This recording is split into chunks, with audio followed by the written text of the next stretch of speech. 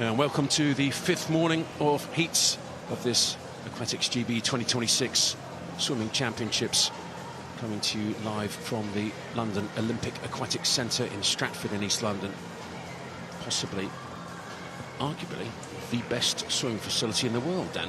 Morning, Dan. Dan Jervis, the Welsh rocket, Borodar. Borodar, Andy, good morning. Good morning, Howie. I like that. It sort of rolls off the tongue, doesn't it? It really does. Here's the 5 events this morning, though. Straight in with that women's 100 fly, but look at that one at the end there, Dan. You're starting to twitch a little bit. You're getting excited for the distance freestyles? I do. I love the strategy in a distance event. The men's 100 freestyle, 800 metre freestyle. 1500 was my event. I did dabble in the 800 now and again, but I'm really looking forward to that. But it's the same thing, isn't it? 800, 1500? Oh, Andy, absolutely not. It's a completely different event. Come on. You just keep going. You just take your map and your sandwiches and you just keep on going. It's a heck of a way. Women's 100 metres butterfly is the first event up, and delighted to be yet again joined by 15 times Paralympic medalist, 5 times Paralympian. He is the doyen of para-commentating. His name is Paul Noble. Paul, take us through this first one. Thanks, Andy. Morning, everyone. Heat 1 of 10 for this women's 100 metres butterfly. And we start off with a couple of heats featuring para-swimmers. First one is all para-swimmers. There's Brooklyn Hale from Cockermouth.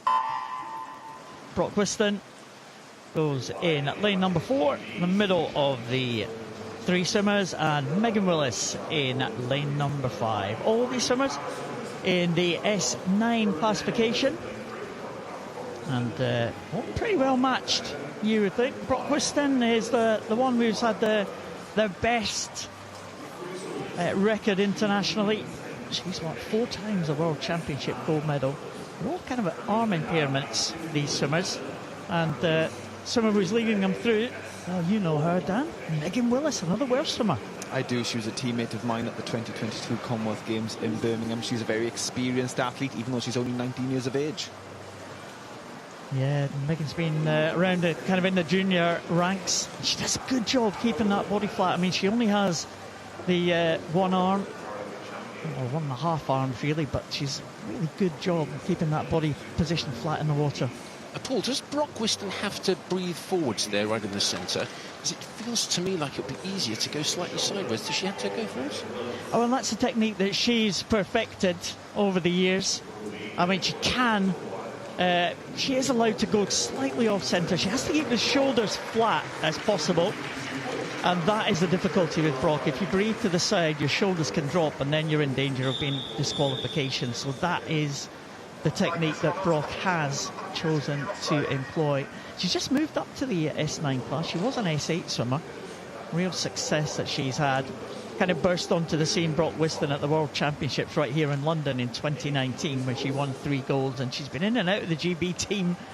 She's had health issues, fitness issues with injuries, but she's back again, and she wins that heat. 662 points.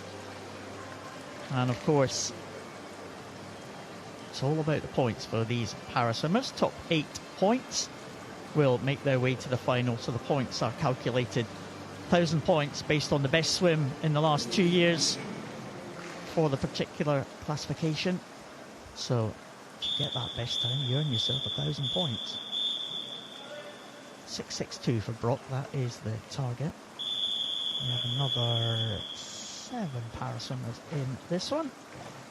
We've got a couple more to come in the later heats as well. Lucy Shore goes for crew flyers right up at the top there. And you just saw Alice Ty just being steadied on the blocks. I mean, some of the swimmers, depending on their impairments, can have assistance at the start, so they can be steadied on the block by their coaches.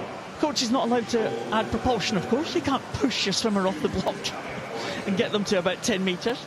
Doesn't work like that, but they can be steadied. It's good to see Alice back in the water this morning. We saw her top the podium last night in that event, so she obviously is focused on recovery last night. She's obviously had a good night's sleep. Had nutrition, physio work, and back in fresh this morning. Yeah, she is. She had a great 400. She was astounded by that 400 time that she set yesterday. Just in the middle of the pool, we'll just have a quick rundown of the swimmers in this one. Kellyanne Morrington, Sadie Hunter, Kira Pemble, Faye Rogers, Tara Beard, Ursula Carroll and Alice Ty. 2 non-para swimmers in 3 and 4. Faye Rogers in 5, closest to us. She's a British record holder in the S10 class. I've seen Faye in the 200 fly just go close to her. And look at that, 976 points for Faye Rogers, 104 for Faye Rogers.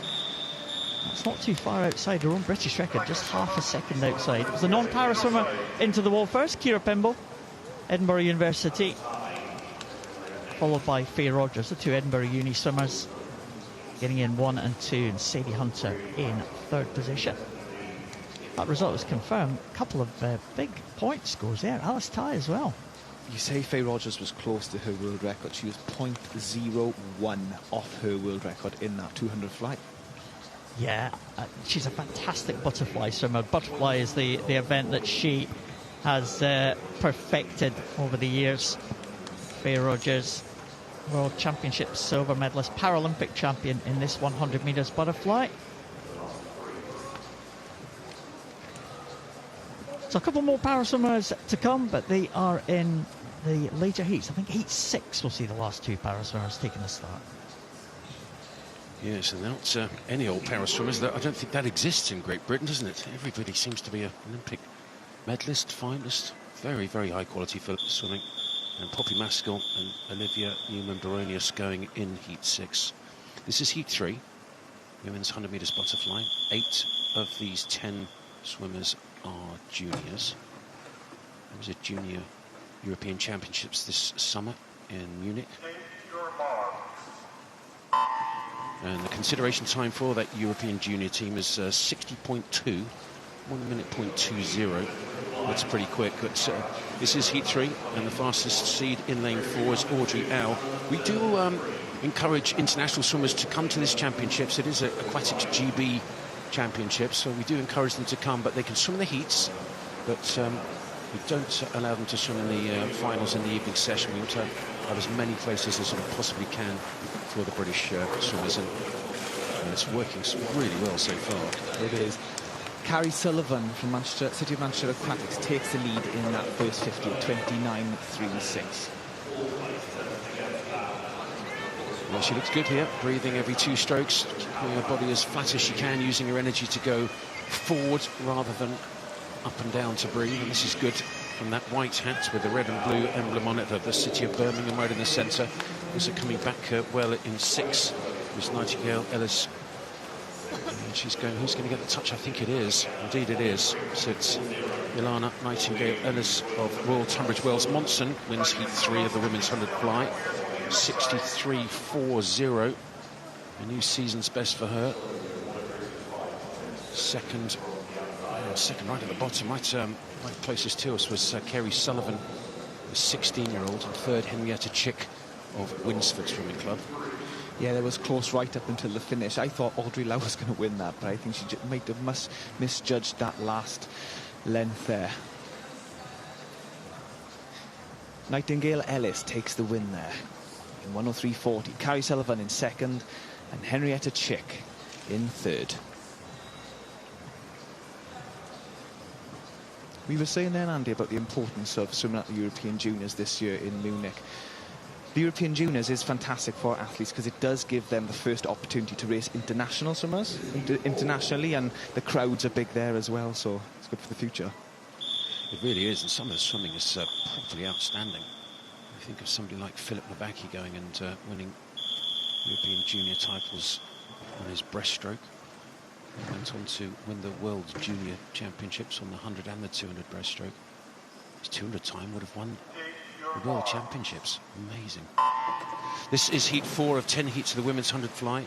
Jasmine Carter, very quick in lane 6, herself a prolific junior, European junior medalist. Lily Mundell of Heart of Midlothian is the fastest seed in lane 4. Charlotte Williams of Surrey in 5, and it looks like at the moment it is Charlotte Williams going quite well down this first 35 metres or so. Yeah, she's looking good. She's really attacking the water, but she's looking long. It's very much in controlled aggression there from Charlotte Williams. First into the turn at 28.99. Also going well up there in 1 is Gisela Solano of Guildford City Swimming Club. Now the charge is on. This third 25, so important. Get around that wall as quick as you can. Use the momentum going in to really bounce off it and come back as quick as possible. And this is going very well still for the two leaders from the 50. Charlotte Williams in 5 and Gisela Solano up there in 1. And it's going to be close between these two. Coming back is Jasmine Carter of Mount Kelly in 6. Who's going to get the touch? Oh, it's close. It was Gisela Solano, 62.7 off a 63.6 lifetime best. So that's a full second pretty much. Really good from her. Charlotte Williams second and Evie Young of Mount Kelly third, with another Mount Kelly swimmer right in there, Jasmine Carter. We're seeing a lot of these races this morning being decided in the last 25 metres, Andy. A lot of swimmers maybe are going out a little bit too quick in the first 75, and that last 25 can really hurt. Gisela Solano from the city of Guildford takes the win in that heat. Charlotte Williams in second and Evie Young in third. And the winner there, Gisela, 16 years of age. That is really quite something, isn't it? 8 of the 10 athletes in that, as in the previous heat with juniors. European Junior consideration time is 60.2, and for the European Championships, which are in August in Paris, that's 57.4. That is quick. This is heat 5 of 10, so halfway through after this one already. My word. Lily Stansfield of Harrogate going in 4, and then Sharrett, University of Bath in 5.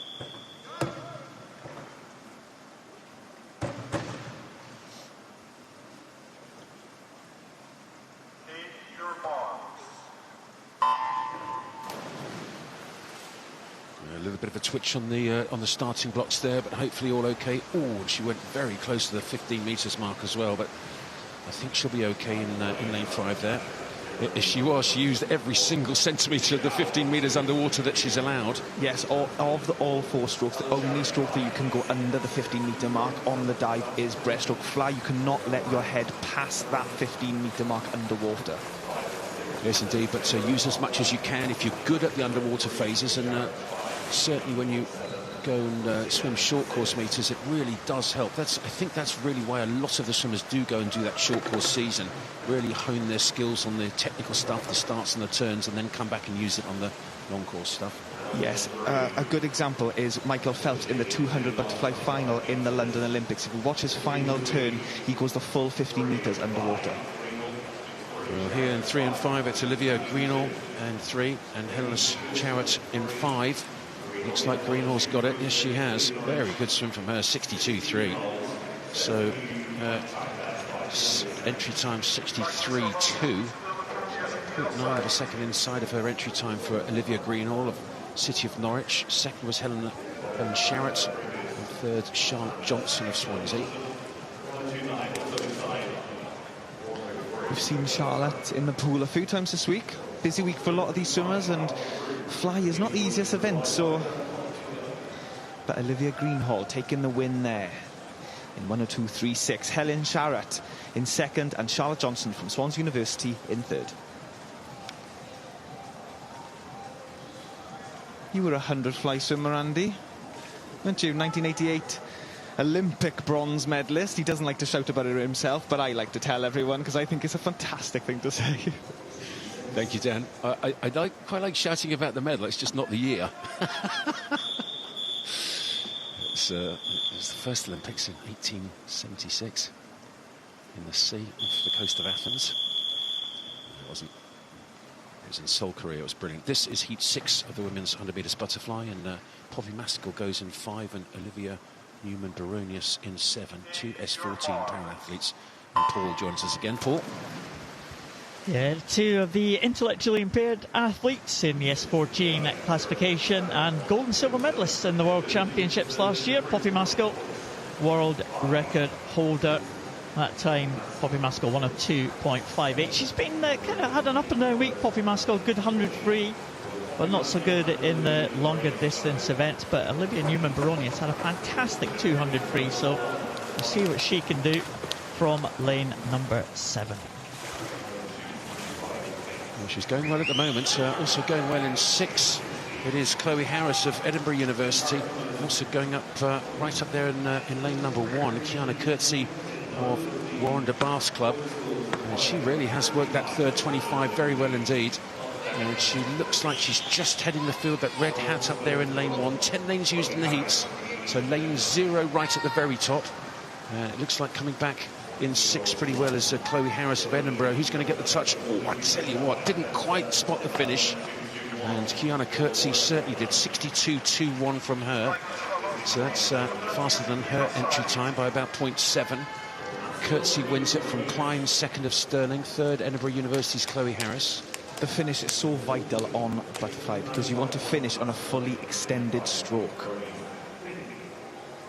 Yeah, good swims from the para guys as well. Poppy Maskell, 895 points. Olivia Newman-Baronius, 885. As you would expect from the gold and silver medalists from the World Championships. Should safely qualify them for the final tonight, the para final.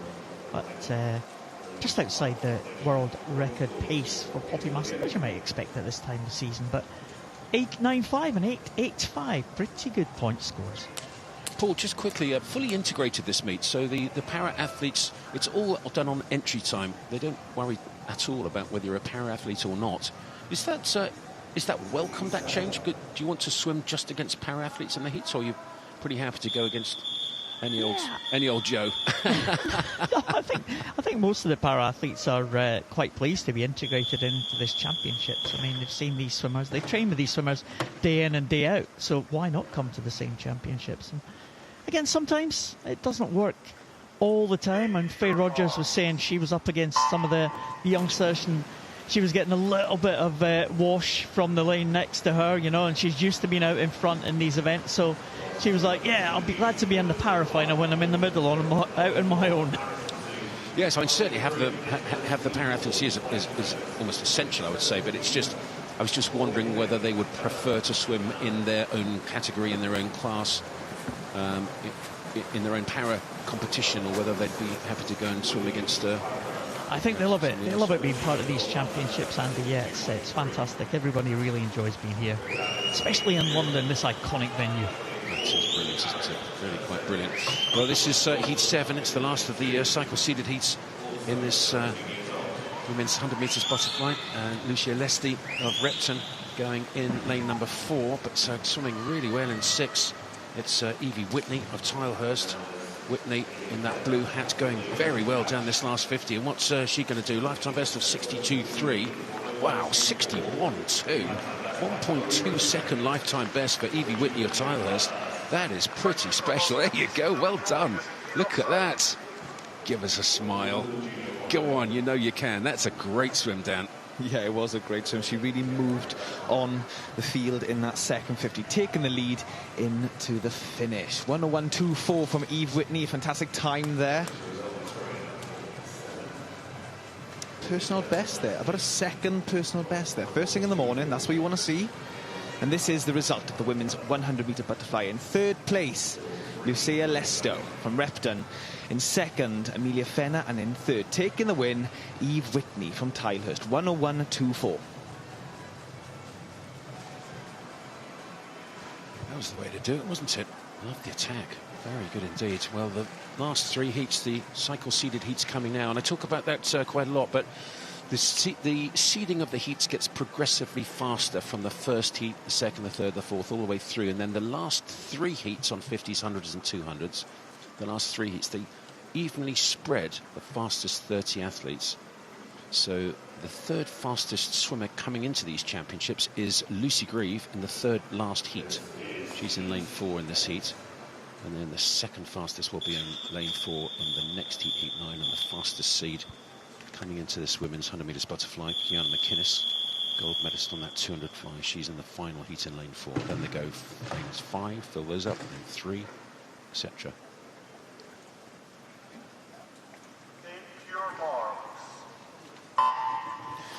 Yes, this is heat 8 of 10 of the women's 100-metre butterfly. Andy, last year, Lucy Grieve came second in this event in the A final, so she'll be looking to replicate that tonight, maybe progressing to the top of the podium.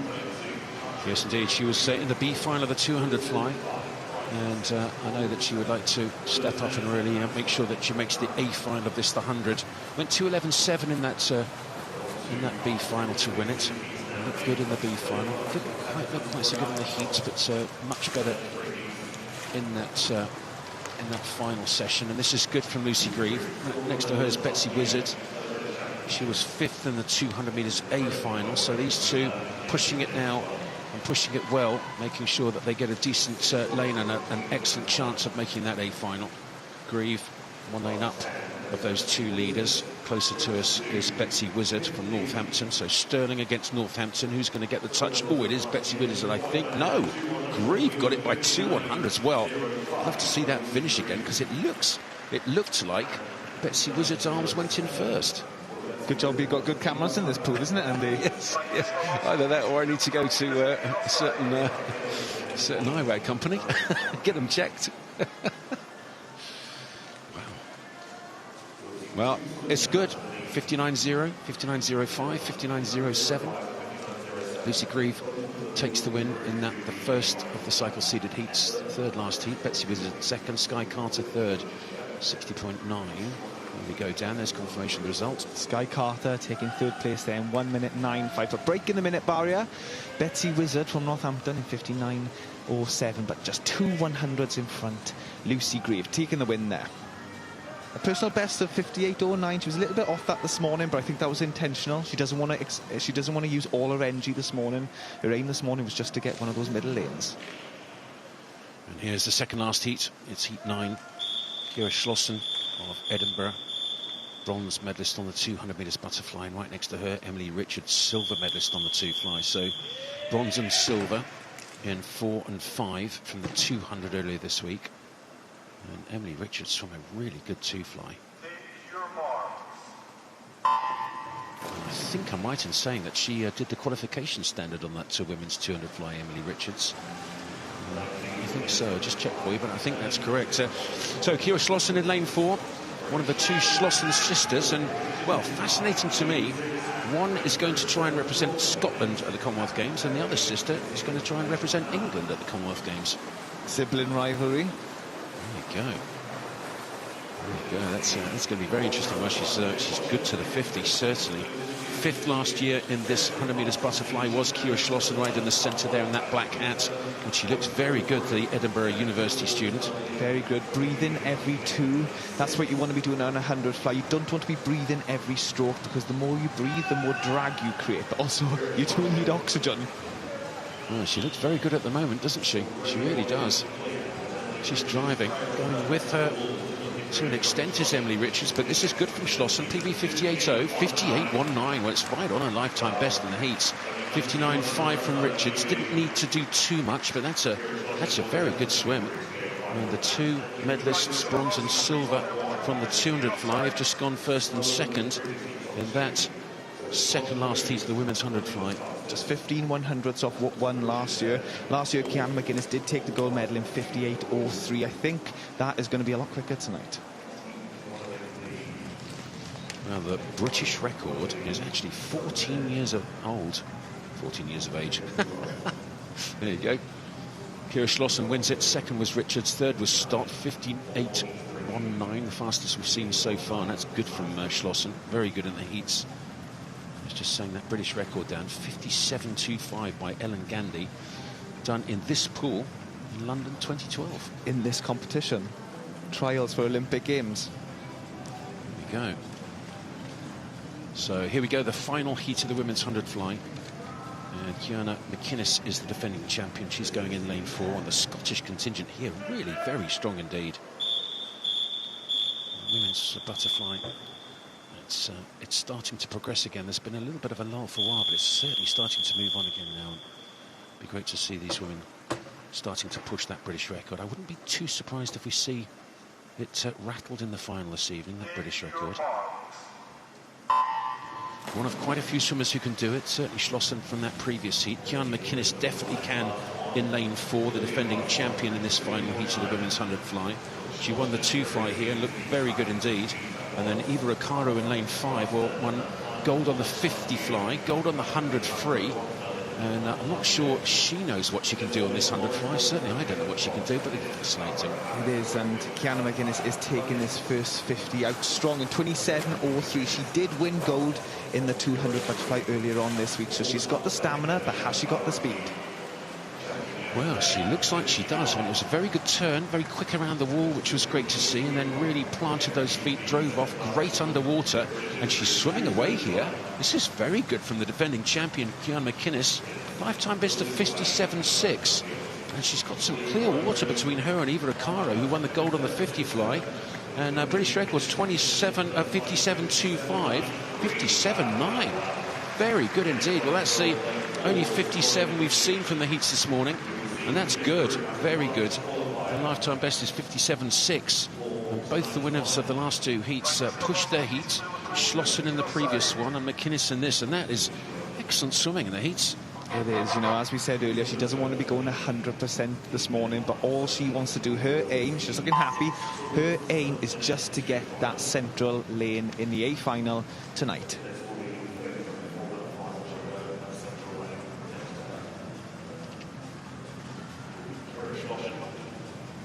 And just waiting for confirmation of the results here of the final heat of the women's 100-metre butterfly.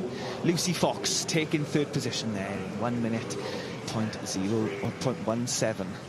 Eva Acaro in 2nd and Kiana McGuinness in 3rd. Here is our finalists for tonight. Kiana McGuinness goes in the central lane. Next to her will be Kiara Schlossen and Lucy Grieve. Also in the final, Betsy Wizard, Emily Richards, Eva Acaro, Lucy Fox and Holly Hibbert. Maddie Harris just missing out, look at that, by 2 100ths of a second and 1 100th behind her. Shannon Stott, my word. Such are the fine margins in sprint swimming. Here we are.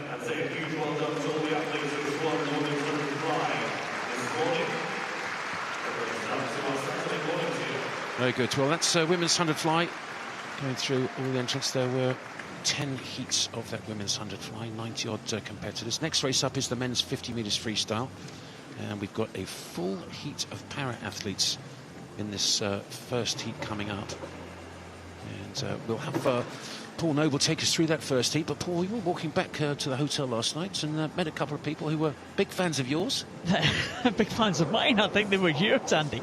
They recognise you from the medal presentation that you were doing last night. Scarlett and Jake, a big shout out to you. They said Scarlett said she came from Bristol, now lives in Brighton with Jake, so it's great to see them enjoying the swimming. They said they've been tuning in. They decided to come last night to watch the finals. It was fantastic to talk to them, wasn't it, Andy? Yeah, lovely, really lovely. Poor old Jake didn't get a word in, but Scarlett was a very bubbly character, lovely lady. And she even said she enjoyed her commentary, so for that, she gets 15 minutes. We haven't started yet. She's about 5'9". Yeah.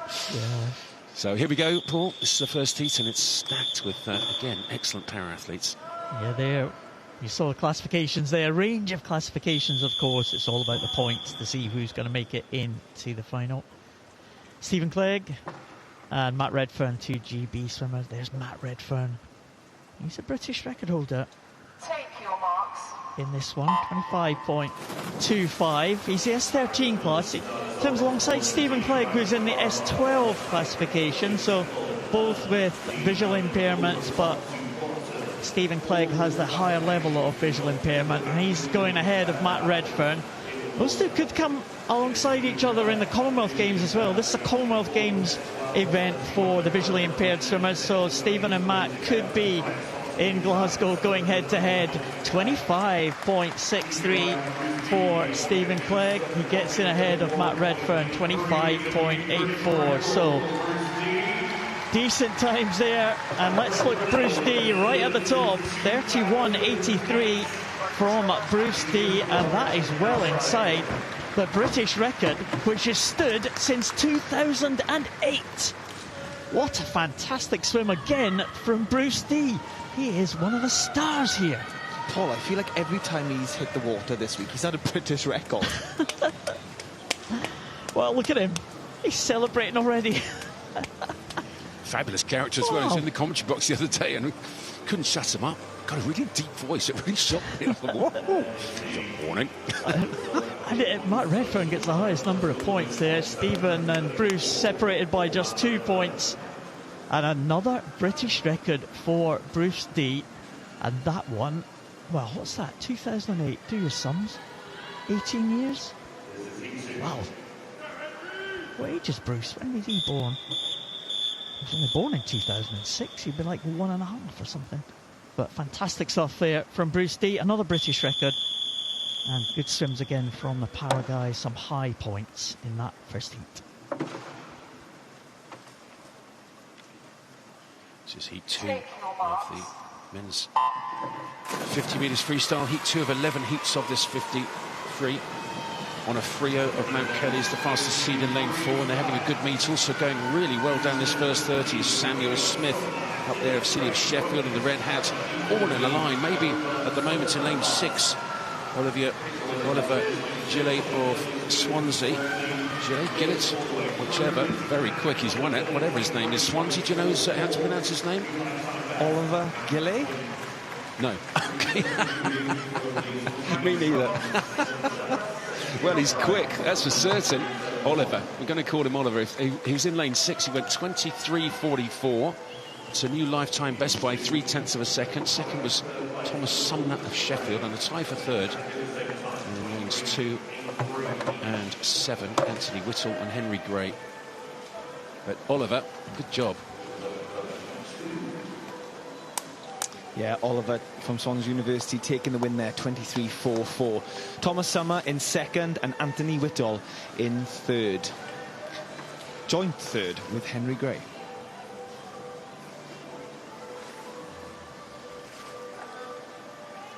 So here we go. This is now heat 3. A couple of international athletes. You can see on the right-hand side of that screen a couple of the E's representing the, or denoting the fact that they are international, so they can certainly swim the heats and very welcome to do so. But unfortunately for them, they won't be allowed to progress through to the finals because it is the British Championships and it's trials for so many meets. We need to make sure we've got as many British athletes in those final sessions as we possibly can.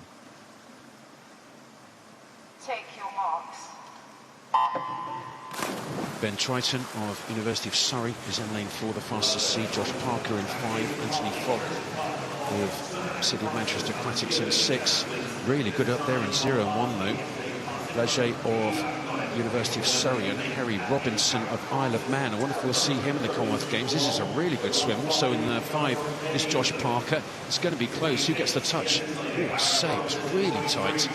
Aaron Francis got it from Trafford Metro. 27-year-old went 23.2. Well done, Aaron. That's very good indeed. 23.6 was his lifetime best. He's just gone 23.2. Great swimming from him. Second was Harry Robinson of the Isle of Man, 23.5. Great from him as well. I wonder if we will see him in Glasgow, hopefully. And Josh Parker in third.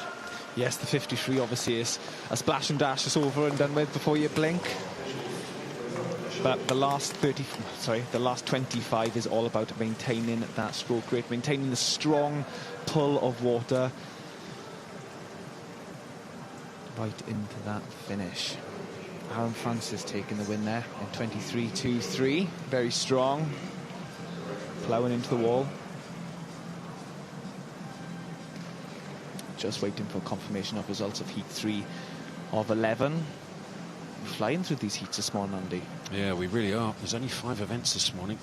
There's that women's 100 fly, this 50 metres freestyle. And we've also got the women's 2 IM, men's 2 breast, and then a couple of heats of 800 metres freestyle. But it's all going to be done by, I don't know, somewhere around 20 past 12. It's going to be very quick.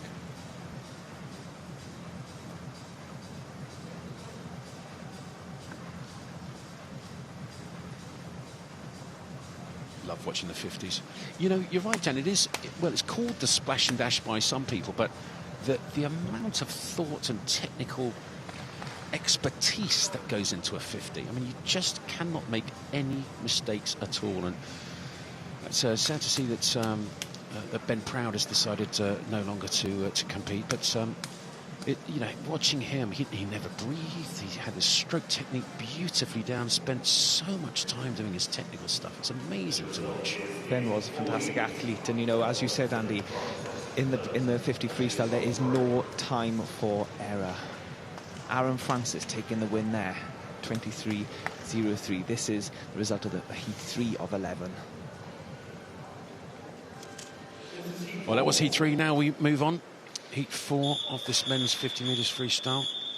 Josh Shepherd of Thurrock in 3. Milov of Cardiff in 4. Molam of Stirling in 5. Cameron Jameson with an I in his name in lane 6. Ronnie Hallett in 7. So this is the 4th heat of the men's 50 metres freestyle.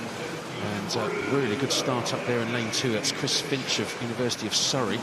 Very quick up into his stroke. That burst to the surface. He used a good amount of the 15 underwater. Also going very well is Aidan Kay, closest to us from City of Glasgow. And who's going to get the touch here? It's going to be really close. I think Kay may get it. You know he does. 23.33 off a 23.8 lifetime best. He's just gone 23.3. It's half a second lifetime best on a 50. That is really quite something. Doesn't look that excited either, does he? What's going on? Hello? Half a second lifetime best on a 50. I mean, you'd be pretty happy with that on a 1500. Never mind a 50. Wow. A PB's a PB, no matter what event it is. But he did take the win there. Aidan Kay in 23.33. Peter Manilov from City of Cardiff in 23.59. And just 1/100 separating second and third. He's just walked past us. I gave him the thumbs up and he gave me a tiny smile, so he looks all right.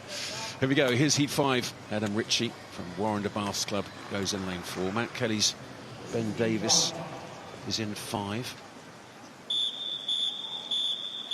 Fabian Budnicki of University of Surrey in 3.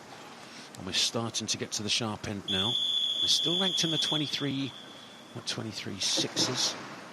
In fact, I can tell you that there's only 7/100ths of a second split all 10 swimmers on their entry times. Take your marks. 23.61 to 23.68 splits the entire field on the entries. That's amazing, isn't it? Really good start there in lane 2.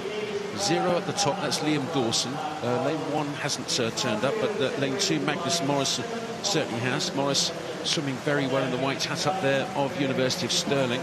And now coming back in 5 is Ben Davis of Mount Kelly. Who's going to get the touch? It is Ben Davis, very good indeed.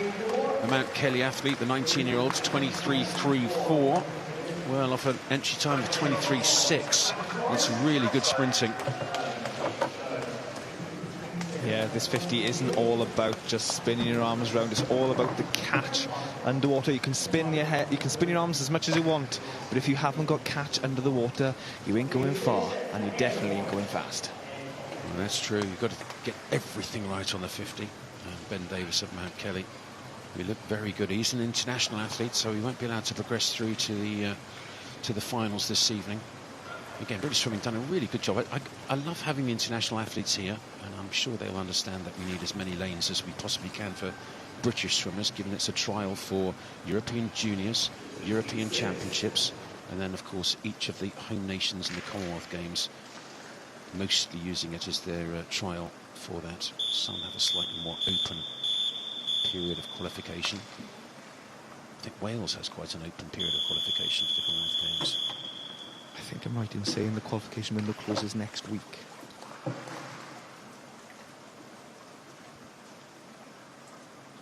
So good from Davis in the previous heat. This is heat 6 of 11 heats of the men's 50 free. Zach Slater of Edinburgh University in lane 4. And 5 had a good start also up there in lane 1. 1 from the top is again an Isle of Man swimmer, Joel Watterson.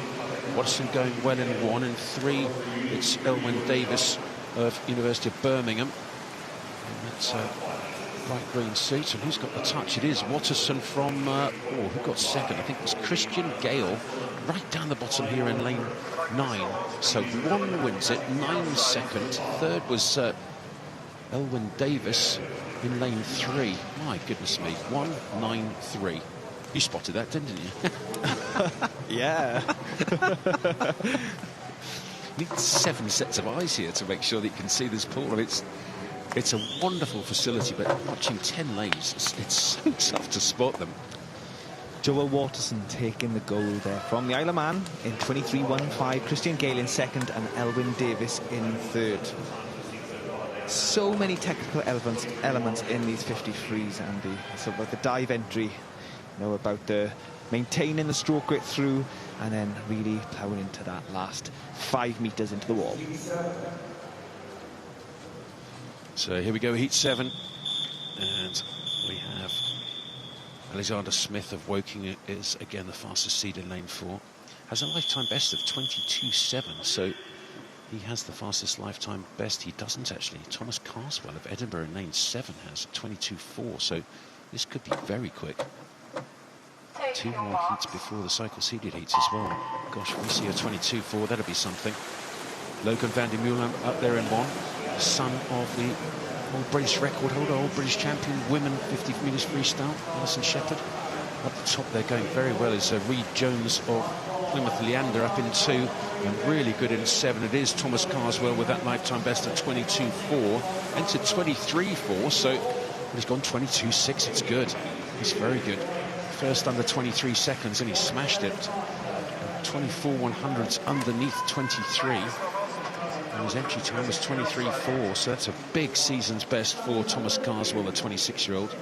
Sutcliffe second of Ramsbottom, Alty third of Millfield.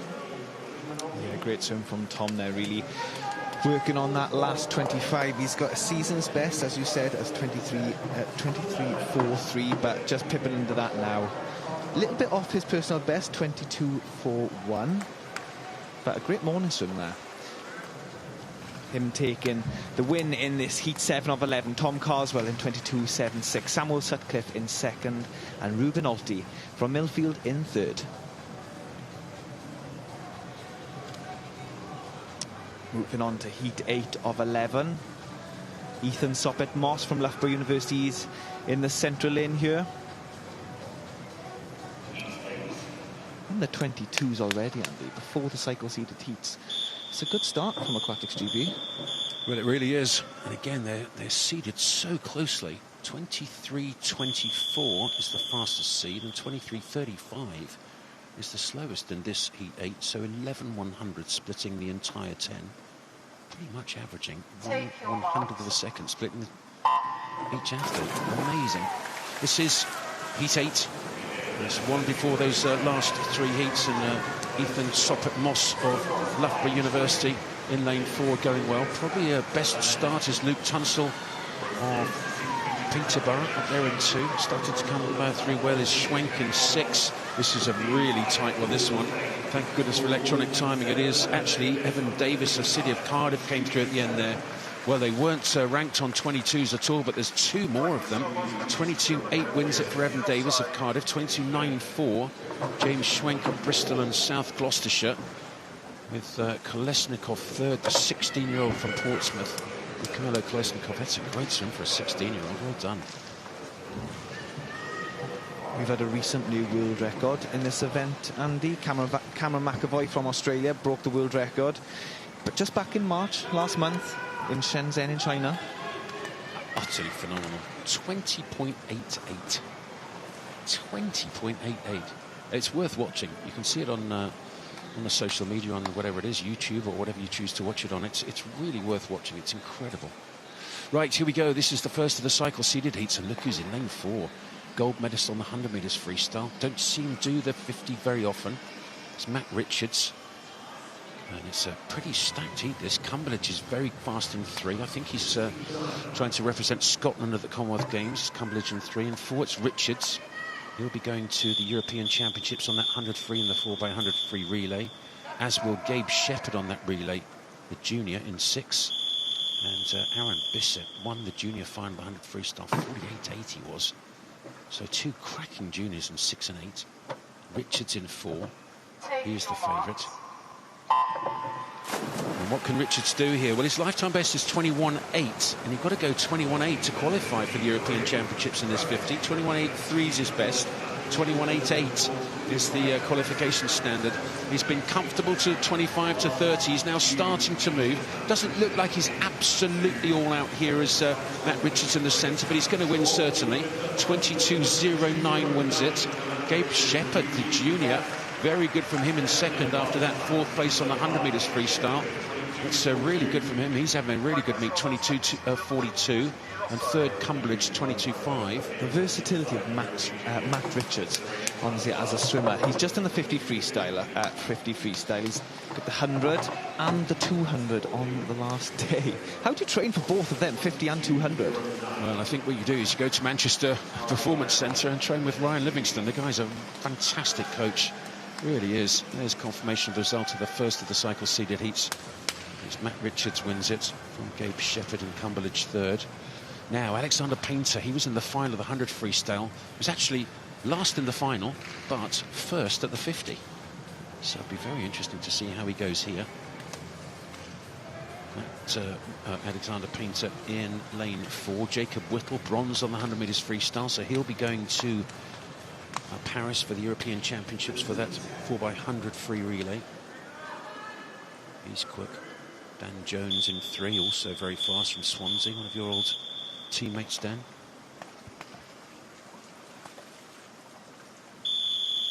Matt Richards walking past us now, saluting us. He looks happy with the swim. Yeah, gave us the thumbs up. Very happy.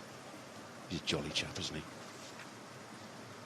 I suppose you can be if you're double Olympic champion and got a silver as well in the 2 and 3. So this is the 2nd last heat of the men's 50 freestyle. Alex Painter goes in 4, Jacob Whittle in 5. These 2 probably the class of the field. Also very good is Jack Brown in 6 of Mount Kelly, but looks like 3 at the moment. Dan Jones absolutely flying. Coming back now is Painter with that typical straight arm stroke of a sprint freestyle, very powerful indeed. But look down here, Kieran Grant, second 25 was brilliant from Scarborough Swimming Club. The 21-year-old Kieran Grant. Gracious me, he wins the heat. That's a surprise to me, and look at that. I think to him too. And I'm pleased he's as surprised as me, because that was a great swim. From lane 7, he's taken some pretty big scalps there.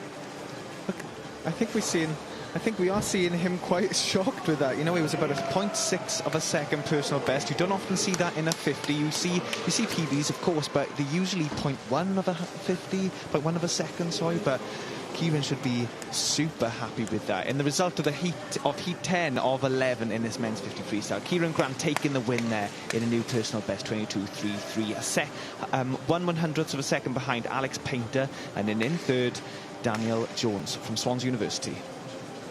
Well, that's a good swim. He'll be in the final with that. And from lane 7 in the 2nd last heat, that's fabulous. Jacob Mills goes as the fastest seed coming into this men's 50 metres freestyle. Swam a wonderful heat of the men's 100 metres free. It's 47, I think it was 47.8, maybe 47.7, but either way, very good heat. Then 48 flat in the final, but he will be going to the European Championships with that 4x100 free relay qualifying. And Abdul-Jabbar Adama in lane 5 of Mount Kelly, Nigerian. So we may well see him at the Commonwealth Games for Nigeria. Bronze medalist at the World Junior Championships in the 50 fly. And Rio Dowdu is teammate up there in lane 1, also very quick, 7th in the A final 100 free, 48.7, very quick indeed. So Urswa is really tight down this first 30, so tight, goodness me, right in the centre. It looks like Adama in 5, coming through now in 4, that slightly longer, more powerful stroke of Jacob Mills, but it's really close. Who's going to get a touch? 22.04, Jacob Mills. Wow. Simmons Brown second in lane 6. In 5 was Adama. Well, Adama won't be able to go through as a Nigerian national, but swam really well here. Of course, just British athletes at this British Championships going through the final. But that's a great heat swim from Abdul-Jabbar Adama of Mount Kelly. So the winner, Jacob Mills. So, well, that's good to see. And I think last year we just saw in one of the previous heats, Matt Richards won his heat. So I think he's going to go through one of the centre lanes. Last year he swam a really good heat of the 50, withdrew from the final of the 50 so he could concentrate on the 200, which is tomorrow. He's decided to swim here. That's interesting. Anyway, there's the result of the final heat of the men's 50 free. Mills wins it, 22.04. Simmons second. So take us through these finalists here, Dan. Yes, these are the athletes that we're going to see in the final tonight. Jacob Mills going to be in centre lane, and next in between Matthew Richards and Kieran Grant. Also in the final tonight, Aidan Simmons-Brown, Alexander Painter, Adama. Sorry, Adama will not be in the final because he is an international athlete. They can swim in the heats, but they're not allowed to be in the finals because this is the Aquatics GB Championships. Gabriel Shepherd also in the final, David Cumberledge and Jordan Cooley. Well, that B final is going to be pretty spicy as well. Look at that. It really is. 22 points. The junior final too. And it's sprint freestyles really working on. I really love the idea that the British selectors have had and the British performance directors have had of focusing on relays, because that men's 4x2 free relay is now double Olympic champion. And if you want to try and make that British Olympic team, you've got every chance of being an Olympic champion. So swim 200 free. You don't have to get first or second, so you can represent it internationally individually. You can get fourth and make the team. But the only problem, Andy, there's about 200 athletes from Great Britain trying to get on that team. Yeah, but that's why it's progressed so well. Now we're starting to have a look at the hundreds as well. And there's the para-final, and Paul, just take us quickly through that. Yeah, Matt Redfern there with the top point score, but it's pretty close. Bruce D and Stephen Clegg close behind, and you know, you wouldn't bet against Bruce D breaking that British record again. Stood since 2008 until this morning, and he's on fire, Bruce D. I think that's his 4th British record of the week. My goodness. I'd like to get him back in the commentary box as well, Paul. I'm sure he'd love it. He'd be up for that, definitely. He sounds like a professor. He's got a nice deep voice. He sounds like he really knows what he's doing. You were asking me earlier, Andy, about the 200, the para swimmers and why they're really successful. And just listen to you talking about that 200 freestyle there. You know, everybody wants to be in that 200 freestyle, and everybody wants to be in the para team. But because there's such a good quality in para swimmers in Britain, and there has traditionally been, to get into that Great Britain team, you've got to be pretty good to start with. So once you get to the international stage, that's kind of half the job done. You know, you're well up the world rankings if you actually even make it into the GB team, and that's what we're seeing here, some good quality. And Paul, would you say a lot of these para swimmers train together at a certain national centre? Well, some of them do. The Northampton Centre is one that's produced a lot of athletes over the last few years, and we've got one here actually. Well, we've got 2 here actually that came out of Northampton, and that's Rose Webb, who goes in lane number 3. and Eliza Humphrey, who goes in lane number 4. Eliza now down in your neck of the woods in Swansea. She's an S11 swimmer. You just see the tappers there. That's her dad tapping Eliza Humphrey in lane number 4. She's a swimmer with no vision at all. Swims in the S11 class. Because it's a medley, it's an SM11, so SM just signifies it's a medley event. But yeah, she was one of that great group of people that trained in Northampton, and it's brought us some real stars in recent years. And I think I'm right in saying her sister Scarlett Humphrey is in the next heat? Yeah, twin sister to Humphrey's sisters. They go in the next heat. Scarlett is the British record holder in this particular event, and I think Eliza would mind me saying, but Scarlett has kind of almost eclipsed her sister in recent years. There's the tap again as Eliza Humphrey goes over. Scarlett has been a multiple British record holder, but Eliza still holds a few as well in the distance event. She favours the distance events, the 800 and 1500 freestyle. Do you get on well with you, Dan? She would, yes, that is my event. But Paul, can you explain to me and the viewers back home, obviously we just saw there on the turn someone standing on the end telling the athlete when they come into the wall, because these athletes are visually impaired. They are, yeah, and you have what's officially known as the tapping stick, and these have kind of evolved over the years. Previously, when I started, when we were doing some of the tapping, it was almost like the white cane that the visually impaired people would use in everyday life, and just put like a sponge ball on the end of that, and there it always used to be, the tap always used to be on the head of the swimmer coming in, but now it seems to have evolved in the kind of the small of the back or on the shoulder, and it's a little bit easier to tap, especially on backstroke when your arms are kind of flying over the centre of your head. And obviously these athletes will train with those tapping sticks every day in training. Is it just down to individual preference where on the body they get tapped, like head or...? Yeah, I think so. It'll be worked out. And maybe get the Humphrey sisters in the commentary box. That would be good. They can maybe take us through the techniques. I mean, they are real... If you think I'm a stato in terms of Paralympic records and who's doing what, the Humphrey sisters are right there as well. Eliza Humphrey coming in 3:04.06. That's the season's best for Eliza. Well done to her. And here's Rose Webb, again a swimmer of short stature, and she's only 14 years of age now. And again, we see the swimmers likes of Ellie Simmons, Maisie Summers-Newton, Bruce D, Rose Webb will have grown up seeing these swimmers and seeing them being so successful, and you know, she might be the next superstar, Rose Webb. She's certainly making inroads into the GB Championships. I think that's might be one of the first times she's swum here at these championships, so she's getting in there just as a 14-year-old. That's fantastic to see, isn't it? I wonder if Rose Webb, obviously Ellie Simmons, we know Ellie, she's going to be in the commentary box later on today, I think I'm right in saying. Well, she's coming today. You're going to get her in the calls box. That's good. Well, I know Ellie, so I'd love a conversation with her. She's so good. Sure, you'll get her in the studio. She'll be on that. She'll be in the studio with you and Ashley. That'll be good. Yes, but what a great model Ellie Simmons is. Obviously, we saw her win gold in this pool back in London 2012 Paralympics. That was fantastic. That was absolutely fantastic. I'm not sure the spelling on that cap's right for Eliza Humphrey, but anyway, we shall see. That doesn't look right to me, Dan.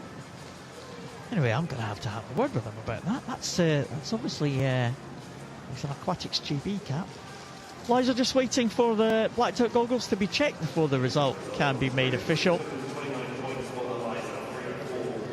Here we go, 3:04.06 for her, 629 points. Rose Webb, 598 points. Great swim from the young swimmer. And that's the season's best for Rose as well. You know what, Dan? We've got 32 para swimmers taking part in this 200 metres individual medley. It's fantastic to see so many swimmers make the standard for these national championships. And we used to have a number of swimmers maybe around about kind of London time, maybe about 10-15 years ago. And the numbers have kind of dropped off participation at the National Championships, but especially in the women, they are back up to quite high levels. The lineup for this one, Tia Johnson goes at the top. She's an SM10 swimmer. Down outside Gateshead, Rebecca Hardy-Bishop, another one of the S11 swimmers with no vision at all. And she set a British record last night in the 400 freestyle, so watch out for Rebecca Hardy-Bishop. Ella Letton-Jones going in line number 2, close to the lead. Ella Letton-Jones, Manchester performance. She's already done a European standard on backstroke, so very strong backstroke with Ella. Scarlett Humphrey goes in lane number 3. She's a British record holder in the S11 class. In the middle, Evie Lambert for Borough of Kirklees. Alice Ty back in the water again. Camden, Swiss Cottage. Alice, Paralympic bronze medalist Alice Ty, 9.5. Imogen Dodds in lane number 6, just at the bottom of those 2 yellow marked lanes, visually impaired swimmer. Connie Ratley going well in lane number 7. The 18-year-old from Mount Kelly. Isabella Haynes, 1 lane from the bottom for Swim Bournemouth. And Iona Winifred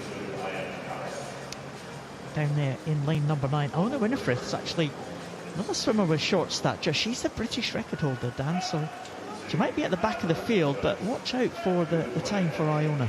We saw Iona Winifred win a British gold medal last night. I interviewed her after her swim. She was pretty pleased with her swim, as she should be, and to get back in the pool this morning after last night's win is a pretty challenging thing to do as an athlete. It's all about recovery. Yeah, absolutely, but Iona, she's very young, she's very keen, and yeah, she just loves to swim, and this is one of the events that she has targeted, the 200 IM. She's a very strong breaststroker, so watch out for her in the breaststroke tomorrow. But it's a big event's all fallen at the tail end of the programme, and she's been here all week. She's had to wait.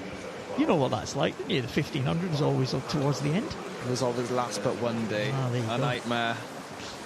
Well, you know, Iona, you can sympathise with Iona a little bit later on. That's all about mental preparation, though. You know, it's all about keeping focused to your event. Obviously celebrating your teammates' achievements, but you're here to swim your event. Absolutely, you've got to keep your focus all the way through. Ella Letton-Jones might be the one into the wall. Let's have a check on her time. Her PB is 2:50. No, it's not. It's 2:45 now. Well done to Ella Letton-Jones. Alice Ty comes in at 2:48. Alice Ty right on her season's best times here. Well done, Alice.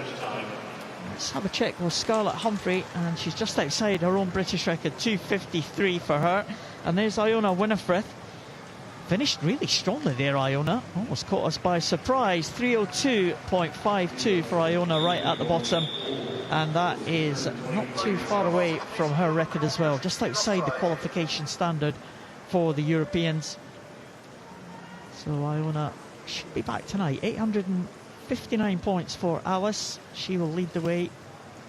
Iona in second, 855, so just behind Alice Ty. So the 2 GB Paralympians that were in that one, Alice Ty and Iona Winifred, they top points totals. Another Paralympian, Scarlett Humphrey, in third place, 751. But Alice, a real star. I mean, we say that about the para swimmers, a number of superstars in the para team, but Alice definitely one of them, one of the faces of the GB Paralympic team. It's great to see how much the para swimmers really support each other. I think I was telling you the other night, Paul, in the finals, there was 2 finals going head to head, who could have the top 3.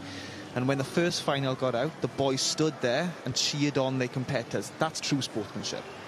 Yeah, absolutely. Yeah, they're all pretty tight unit, the para swimmers. I don't think there's much tension in the team. Oh, we don't know. We don't. Certainly, they don't let on if there is. You're kidding me, right?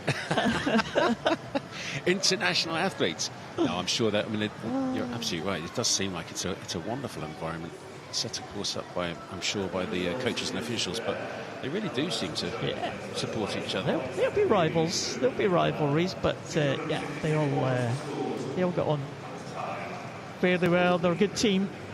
enjoy being away on the squad with each other. Iona Winifred, 855 points there. Just behind Alice Ty, 859. And Scarlett Humphrey, 751. So 3 Paralympians top the points totals so far. Not finished with the para-athletes yet. Another heat. 32 entries, I think that was. And I think 30 of them will be taking the start with a couple of withdrawals. Megan Willis from Darwin Dolphins back in again. She's had a busy programme this morning, Dan. Yeah, she has same team as Theodora Taylor, who we've seen a lot this week, coached by Tom Croak, as you said, in Torvine Dolphins. My Welsh pronunciation acceptable? It was very acceptable.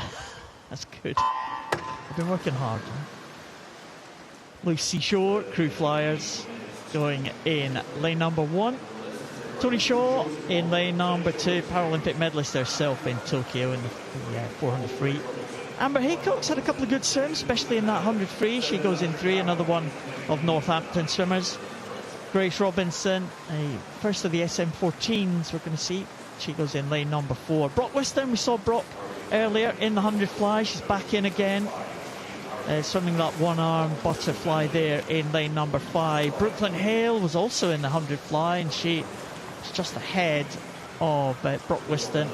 Astrid Carroll, World Championship medalist from Stockport Metro in the visually impaired class. She goes in 7. Megan Neve, strong backstroker, Paralympian from Repton, going in 8. And Lena Crisp from Norwich Swan, the 13-year-old. In fact, she's only 12 years of age, I think, Lena Crisp. And she's in the outside lane in lane 9. First of the SM14 swimmers with an intellectual impairment going through to the halfway point. Well, the SM14 time for qualification for European Championships, 2:28.25, so it's a challenge to achieve those qualification times. In terms of the stars here, Dan, Paralympians, Tony Shaw, 4th place in the Paris Paralympics, going in lane number 2. Brock Whiston, Paralympic Games gold medalist in the SM8 class, very strong breaststroker, Brock Whiston. And Megan Neve, also from Repton there, 1 lane from the bottom. Great backstroker, Paralympic representative for Great Britain in Paris. We will be seeing these swimmers trying to qualify for the major international meets this year. The Dutch Open. Yeah, Dutch Open's been a focus. It was we thought the Europeans was going to be kind of in that June-July period, but the Dutch Open has kind of filled that gap for the GB team. So they'll take a big team there, and they'll hope for a few qualifiers. I think 14 so far have made the qualification standard, as Grace Robinson comes home. Her PB is 2:35. She's gone 2:36. That's season's best for her. Astrid Carroll, she's done a personal best time, 2:41 for Astrid Carroll.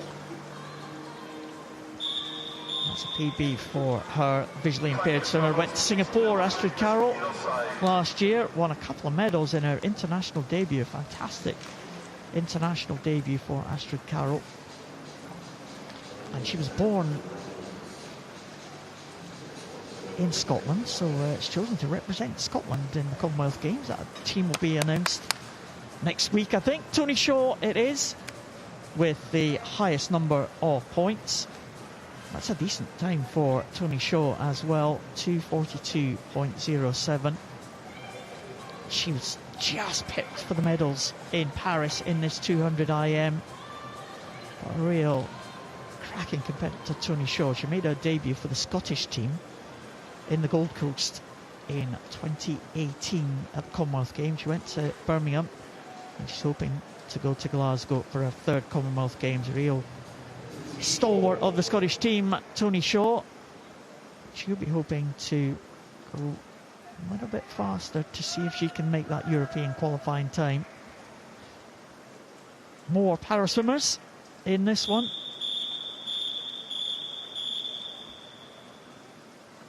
Sienna Oxby. There's Bethany Firth. What a race she had a few days ago in the 100 metres backstroke. Line up Sienna Oxby in one. Ursula Carroll, we saw her sister Astrid in that previous heat. Poppy Maskell going in again in lane number 2. 3 non-para swimmers in the middle lanes. Matilda Boyce, Louise Bressler and Mia Collier. And then the para swimmers 6 through to 9. Bethany Firth, Faye Rogers, Rose Williams and Tara Beard.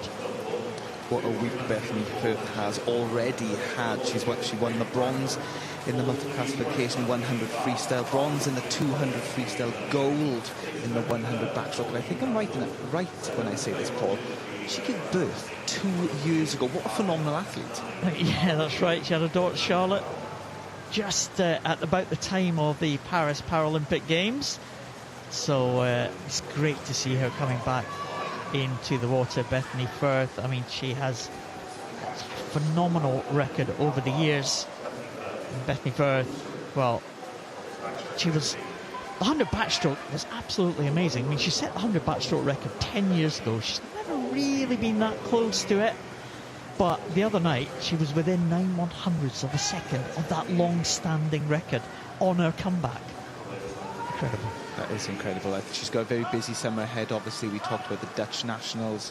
She's got Turkey, the Europeans, at Commonwealth Games. I think she'd be representing Northern Ireland. Northern Ireland, she was the first swimming gold medalist, I think, for Northern Ireland. I want to say in history. I think Dan Whiffen had one as well, but I think that was the same day as Bethany Firth, and Bethany was the first one. Back in Birmingham. Yeah. I remember it. So 200 free for Bethany. That's one of the events in Glasgow as well. Bethany is leading. Well, she's not leading. Louise Bressler just takes up the lead, but non-para swimmer Mia Collier next to her. Bethany Firth, 150 for Bethany. So that's going to be a decent time. It's going to be a big points total for Bethany Firth. She leads the non-para swimmers. She leads Poppy Maskell, who goes there 3 lanes from the top. Bethany Firth really stamping her authority here on these championships. Very close contest between the S14 swimmers, especially on the female side. But the N4 swimmer this week has definitely been Bethany. Louise Bressler takes that one, 2:24 for her, just outside her entry time. Mia Collier follows her home. That was a close contest, wasn't it? 2:24 apiece. Bethany Firth gets in 2:25.21. That's faster than her entry time, so that'll be a season's best. She'll be pleased with that one. Sure, Charlotte will be watching at home. They'll be pleased with what our mum has done. 933 points for Bethany. That should qualify her comfortably. Didn't even mention Faye Rogers next to her. 885 points. Poppy Maskell, 868. Sure, Faye will forgive us not giving her a mention in that one. We've talked about her a lot this week. She'll be back in the final. Give her some airtime then. 885 for Faye was second. Poppy Maskell 868. And Bethany Firth 933. Rose Williams, City of Cardiff, another Welsh swimmer. And heat number 5 on its way. I think the final para swimmer is Olivia Newman-Baronius. He's going in lane number 8. But there's the lineup for heat number 5 of this 200 individual medley. Indeed it is. Thank you, Paul. How you keep your mind around all that, all those para stats, I've no idea. Amazing. So this is heat 5 of 11 heats of the women's 200 medley. And down in lane 8, one lane from the bottom, is another para-athlete, the final para-athlete entrant in this women's 200 medley, Olivia Newman-Baronius, the S14. But Izzy Blackhurst right in the centre from Birmingham. We'll keep an eye on Olivia for you throughout this 200 medley, but going well, maybe one lane up from her is Sophie Davis, the green hat of Millfield, right in the centre there with a white hat, also going well. in lane 3. There's Carabach of Camden Swiss Cottage, but it is Davis first to turn in 7, and then in lane 0, I think it was second, right at the top there, Heidi Corbett. How's Olivia gone down that first 50, Paul? Yes, pretty decent. 30 point for the first 50 for Olivia. She is a European champion, last Euros back in 2024, so she's got some pedigree in this event. Silver medalist in the World Champs last year as well, so she'll be hoping to qualify for the final fairly comfortably, and as I said, she's on good form. Great 200 free earlier this week. Martina Karabach, very good around that first 100 metres, the Camden Swiss Cottage swimmer. Now let's see what her breaststroke is like. It looks like one lane up from her in lane 2. Ellie Hull of City of Birmingham's got a very good breaststroke, but still going well down at the bottom of the pool. In lane 7 is Sophie Davis of Millfield, and the green hat there of Sophie Davis swimming really well. Medlicott of Dunstable in lane 6, just starting to catch her, and they're starting to really charge. Breaststroke, of course, always sorts the field out. Very good breaststroke from Olivia Newman-Baronis as well in 8. Yeah, she's strong on the breaststroke, strong butterflyer as well. And the freestyle, after that 200, well, she could be strong in the closing stages here. She's gone okay, 152.16, should see her comfortably in the final. She can bring this one home. Well, the orange hat of the Basildon and Phoenix swimmer, Lexi O'Connor, really good breaststroke and holding on well on this freestyle. Coming back again is Sophie Davis in the green hat closer to us, who's led for much of the race, the green hat of Millfield, and she's having a go here. She may well just run out of metres, but to Lexi O'Connor of Basildon, great swim from her. The time 2:22.83. That's a new lifetime best for her by half a second. So Lexi wins it in lane 5. There she is. Great swimming, well done. Come to these championships, get in the centre lane, do your lifetime best. Job done, well done. Yeah, Olivia, 865 points, 228.90 for Olivia. She needs to just ease in a little bit at the end. I'm sure she'll have more to give in that final, and she should be in that final fairly comfortably.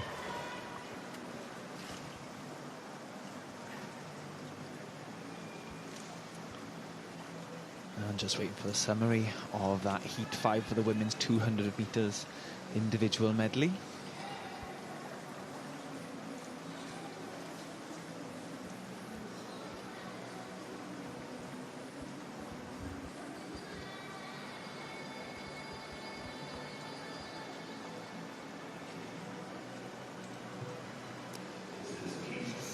Well, the start list of 6, there we go, the start list has come up, so hopefully we'll give you the full results in a second of that Heat 5, but this is Heat 6 of the women's 2IM. Holly Waymond of Repton is the fastest seed in lane 4. In 3 it's Charlotte Thompson of Edinburgh, and 5 Lily Horton of Wirral Metro. So it is Heat 6, they're all ranked 222s and 223s. So actually only half a second split the entire field on their entry times. Interesting when it's so tight, particularly on those men's 50s, there was a tenth or two between the whole field on the 50s, but in the end when they swim there's often up to sort of 3/4 of a second splitting, and it is amazing. You come to championships like this and there's such a range of performances, but the best guys, seeing someone like Duncan Scott the other day on the 200 metres butterfly, I mean, he looked like he was dead and buried, but the best guys always find a way to win. You watch somebody like Duncan Scott or Jimmy Guy, you just never ever give up on those guys. They always find a way to win. It's just such a skill for the very best top of the world. Yes, they always leave it to, well, in these championships, they always leave it to the last second. You never know who's going to win. They always take the touches because they always finish in long strokes, never glide into the wall. They always attack the turn. Sorry, the turn. Attack the finish. Yeah, they do. They attack everything. You don't get very many fingers and toes left when those guys are around, I tell you. They're lovely people, but my word, they're competitive. Absolutely brilliant. So this is the first 100 done of this Heat 6 of the women's 200 medley. Holly Waymond of Repton swam well so far in the centre, and she's got a decent breaststroke as well. Also good breaststroke down here in lane 7. Summer Everson of Watford. And Summer looking pretty good on this breaststroke, trying to make sure that she's giving herself a chance for a lifetime best of 2:22.8. It is her season's best as well, and that is her entry time. Qualified for the 200 metres backstroke as well. She's just a youngster, 17-year-old. But Wayman's going to be first to turn, I think, it's very close. In fact, it was Everson, just by a couple of tenths from far up there in lane 1. Wow, this has really changed in the breaststroke leg. Yes, this is all going to come down to this last 25. 4 girls pretty much turned together there, but I think just leading the pack there is Olivia Mahoney from Cockermouth up in lane 0. Again, that's a wonderful programme at Cockermouth up there in Cumbria. Really wonderfully run. Real community spirit there, and they do so well. They just keep on pumping out champion after champion. Look at that, right at the top there. 2:22.9 off a 2:24 season's best. So really good season's best for Olivia Mahoney, 18-year-old from Cockermouth. There she is. Second, Summer Everson, and third, Holly Waymond.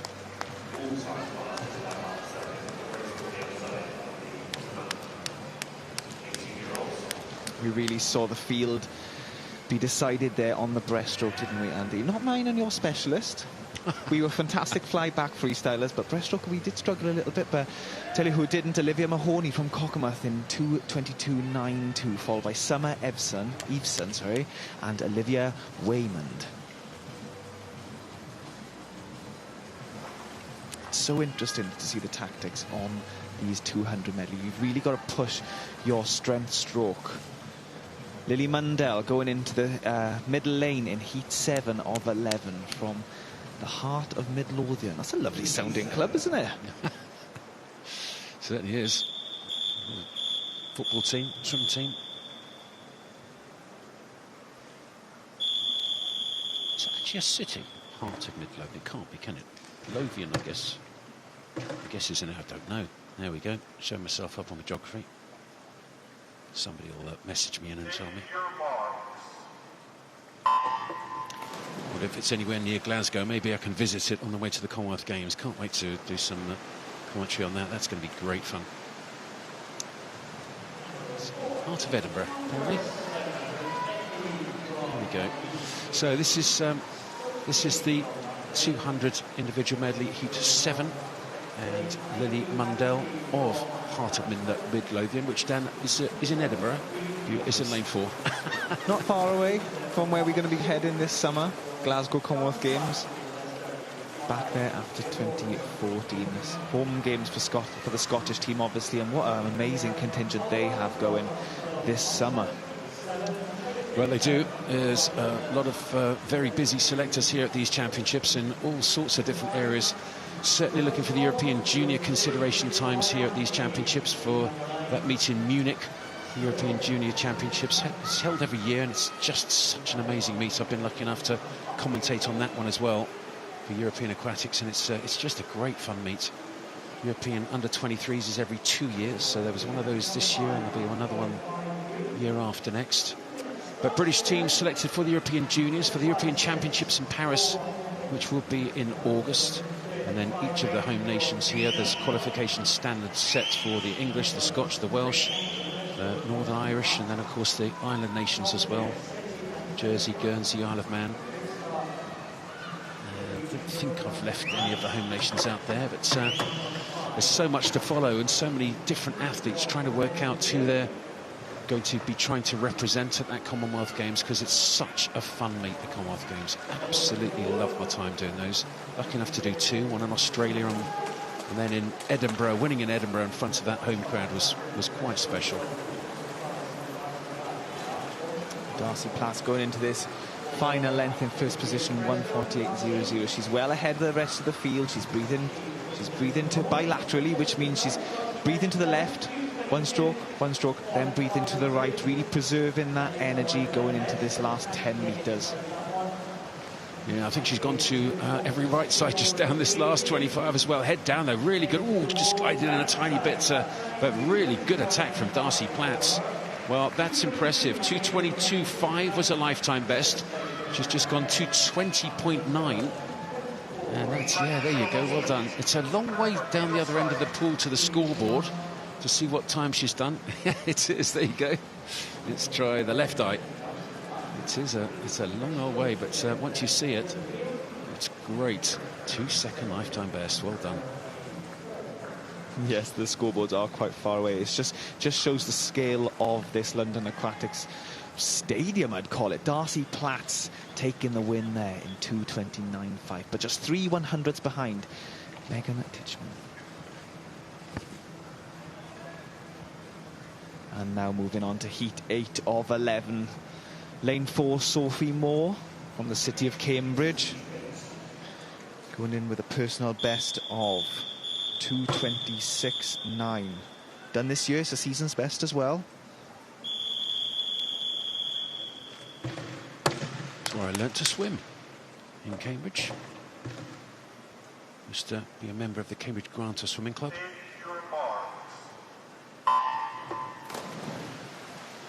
So Sophie Moore is City of Cambridge in lane 4, the fastest seed for this Heat 8. It's the last of the uncycle seeded heats. Evie O'Halloran Hutchison of Stirling in lane 5. It is lane 4 at the moment. It is Sophie Moore, that lovely flat, gentle stroke. Let's have a look. That's not the leader at the moment, I don't think. I think that might be where lane 2, maybe lane 0, Clementine Lovell from Mount Kelly. Gone off very well. So it looks like it is for Sophie Moore, then Clementine Lovell second, Gower in lane number 2 third. Yeah, Sophie Moore did take that first length out strong there, but going into that turn she did have a little bit of a glide. I think that could have closed the gap between her and second, but she is definitely taking a strong lead here on the backstroke. Medley swimming, all about using your strengths. Backstroke is obviously Sophie Moore's strength. Maybe she's not as strong on the breaststroke, so she's trying to make as big of a gap between her and second as she possibly can going into this third leg. Well, third leg is the breaststroke leg, and it's the one that really sorts them out, and she's got a good breaststroke as well. Look, this is interesting. Trying to dive into that stroke, throw the arms forward, and then try and get in as streamlined as position as possible. The field starting to try and have a go. Going very well still is Clementine Lovell right at the top there of Mount Kelly, up there in lane 0. Also going well is Charlotte Gower of Coventry in 2. And closest to us, Ruby Stevenson of Swansea. She is going well, but there is the leader. That is Sophie Moore. Good breaststroke here. And she's going to retain this lead. She's had the lead all the way through, really. It's a very good swim. So maybe about 2-metre lead going into this final 50. Yes, I haven't seen a bad stroke from Sophie Moore there. Really high on the breaststroke, really long stroke underwater into the turn. She's going into this final 30 metres now, well ahead of the rest of the field. Looking strong, looking long in the water, looking powerful. And that's impressive after 200 metres. Well, it is. She's still got about a 3 or 4 metre lead. She's increasing the lead here.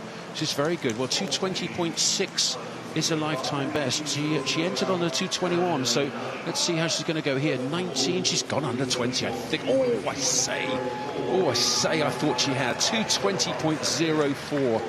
Well, lifetime best is 2:20.69, so it's a 0.65 lifetime best. Very good indeed from Sophie Moore, the Cambridge athletes. 4/100, so close it was. So close to dipping under that 2:20, but a great swim from her. Very good indeed. Wow, he was second. Let's have a look. Charlotte Gower, I think, was she second? No, it was Ruby Stevenson second, with Charlotte Gower third and Rose O'Brien fourth.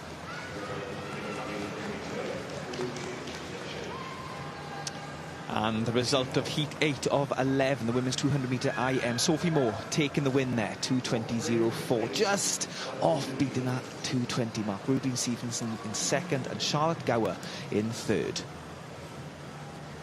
And now moving on to Heat 9 of 11. Amelie Smith, the champion in the women's 400-metre individual medley, already qualified for this summer's European Championships in Glasgow. She's hoping to, I'm sure she's hoping to qualify in this event today as well, but have to be tonight. This is Heat 9 of 11 of the women's 200 metres individual medley. Take your marks. And as we just said, Amelie Smith going in lane 4 from Royal Tunbridge Wells. winner of the 400 metres individual medley a few nights ago, Andy. She's looking strong already. I know it's early on in the race, but she's taking this out. She's not taking any prisoners in this fly.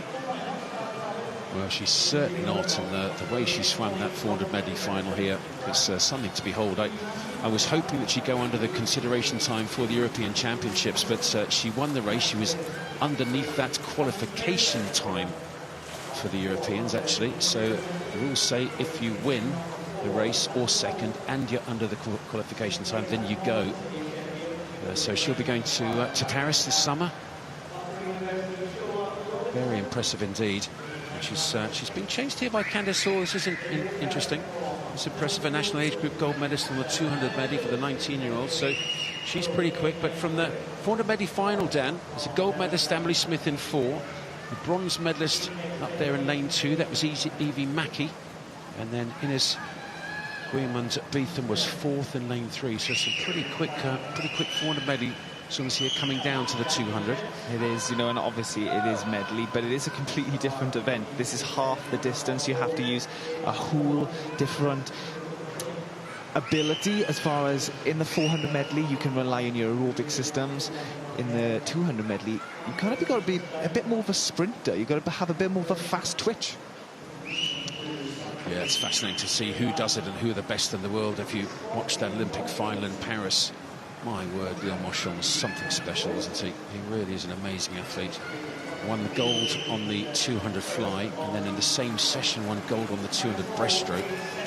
He's an awesome sprint freestyler, fastest 500 metres freestyler in American college history.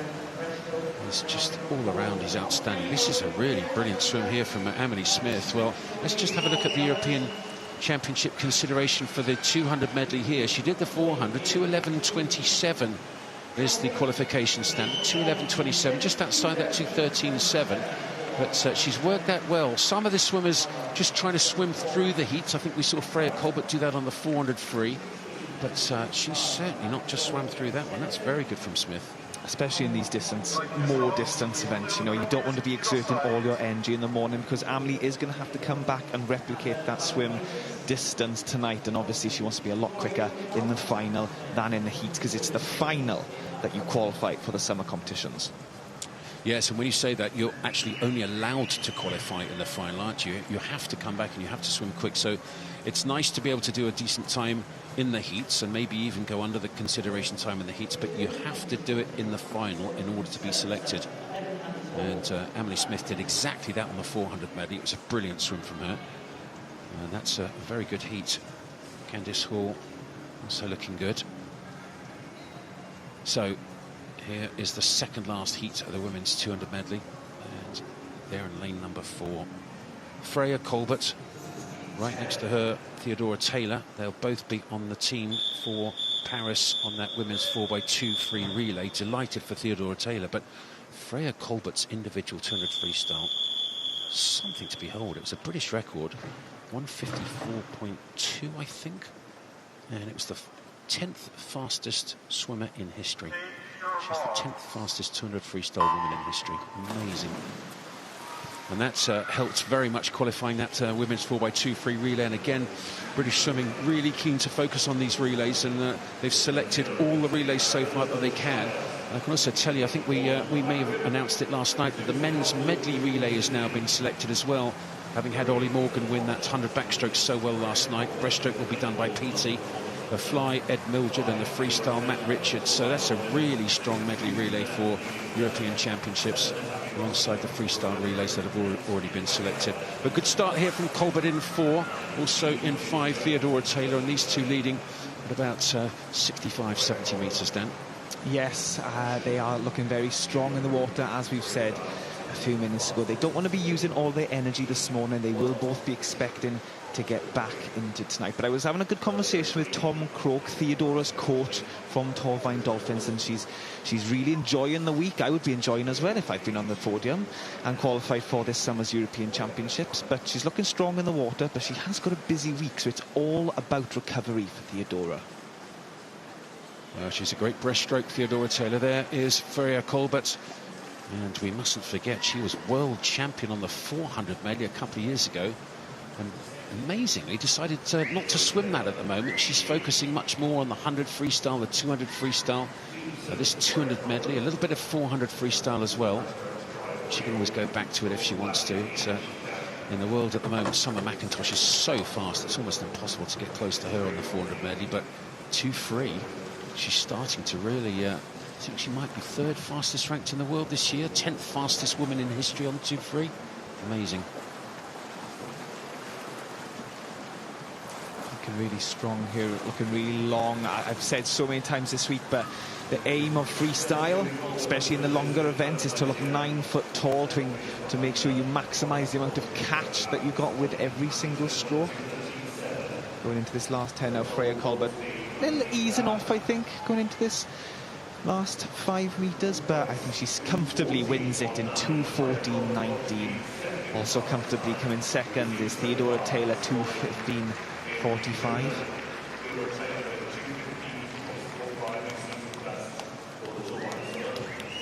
Susie McNair there in 3rd position. A little bit off the personal best, but again, maybe going a little bit easier this morning just to get back into tonight in best shape. Yes, it's difficult to swim slow. Well, that wasn't slow, but it's difficult to swim quite a bit off your race pace because you don't really practice that. And sometimes when you do, your stroke technique goes a little bit off. But Freya Colbert doing a good job. It's a really easy medley heat, that, for Freya Colbert. 2:14.1. Theodora Taylor doing well, 2nd place. Should make the final. Susie McNair in 3rd. It's going to be tight for her to make the big final, but she could do off that. One more heat to go. It's heat 11 of this women's 200 medley. 5 juniors in it on the outside lanes, 0, 1, 2, and then 8 and 9. Here we go. But the fastest seed is the defending champion. She goes in lane 4. That's Abby Wood, Paris finalist at the Olympic Games on this 200 medley when she was 5th. She was 4th in Tokyo as well on the 2 IM. And Leah Schlossen next to her, bronze medalist on the 200 metres freestyle. And she's made the team for Paris for that European Championships with that bronze medal on the 200 free. The top 4 going well underneath the time that they needed to do to qualify for that women's 4x2 free relay. Chloe Bowen in lane 6, 3rd in the B final 400 medley, and next to her 7th in that B final was Anna Farrow. But right in the centre, the defending champion, well, she's got 4 great strokes as Abby Wood, including this, the fly. Fantastic breaststroke, a 2nd on the 200 breaststroke. And watch her on the breaststroke leg, she's brilliant. I was going to comment on Abby's 200 IM, the way she swims it now. She's an amazing breaststroker. She's an amazing freestyler. So I was going to say her best half of the 200 medley is the 2nd half, but she's just so there, going out in a 28.49. Maybe it's the first half. Well, she's also got really great underwater skills. If you watch her, she swam in the International Swimming League a few years ago when it was on, and it was really apparent in the short course meters pool that every single start and turn she was incredibly professional, and really took an awful lot out of the rest of the field on every single turn. Let's watch this one, the crossover turn there. That's a great stream under the water, big old kick, beautiful pull out, and then straight into that stroke. And this is her strongest stroke, the breaststroke, where she was silver medalist on that 200 metres. So let's see how she goes here. Also going well next to is Leah Schlossen of Manchester. Yes, it's interesting to see how the breaststroke, every single 200 IM or every single leg in the IM, breaststroke always changes the field. I think it's because it's the most technical stroke. I would say that. Not the fly. Yeah, I'd actually say it's the breaststroke is the most technical.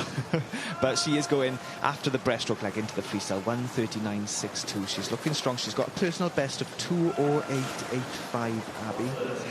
The European qualification time is 2:11. So she's been well under it. She's going to have to do it tonight to get on that team in this event.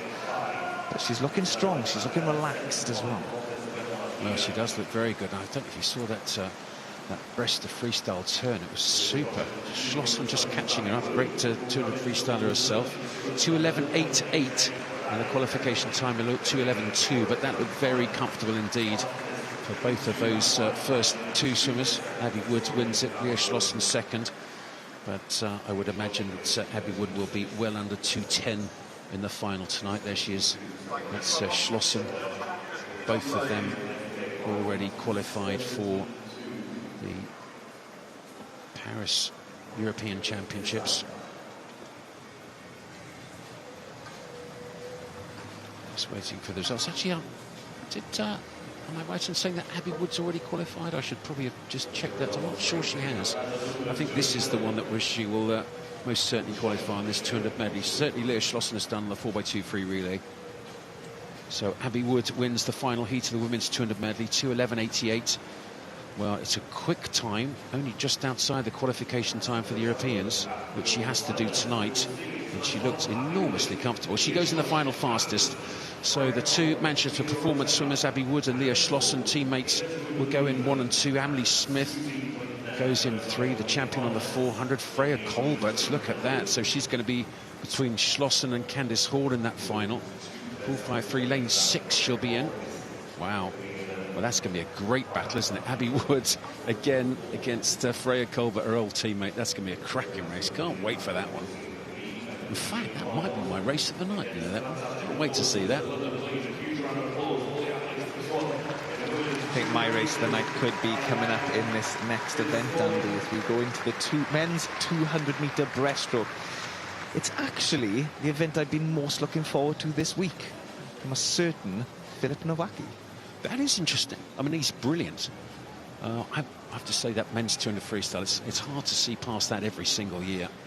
It's just so stacked. It's great fun, but really looking forward to seeing how that goes.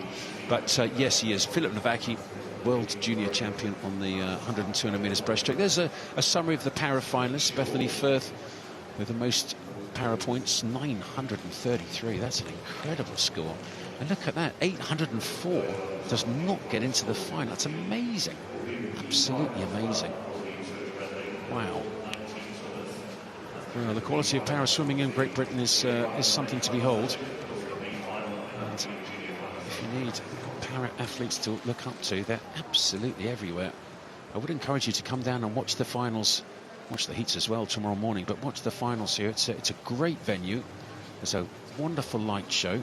Starts at 6 o'clock with a B finals and a junior finals session of about 45 minutes. Then there's about 45-minute break, and then you get into the A final session. And it's really worth coming down if you're local, or even if you just fancy jumping on a train. Come down to this Olympic Aquatics Centre in Stratford. Easy to get to. Fantastic shopping centre if you need a bit of shopping between the heats and the finals. But it's really worth coming down. Great Britain Aquatics GB put on a super show.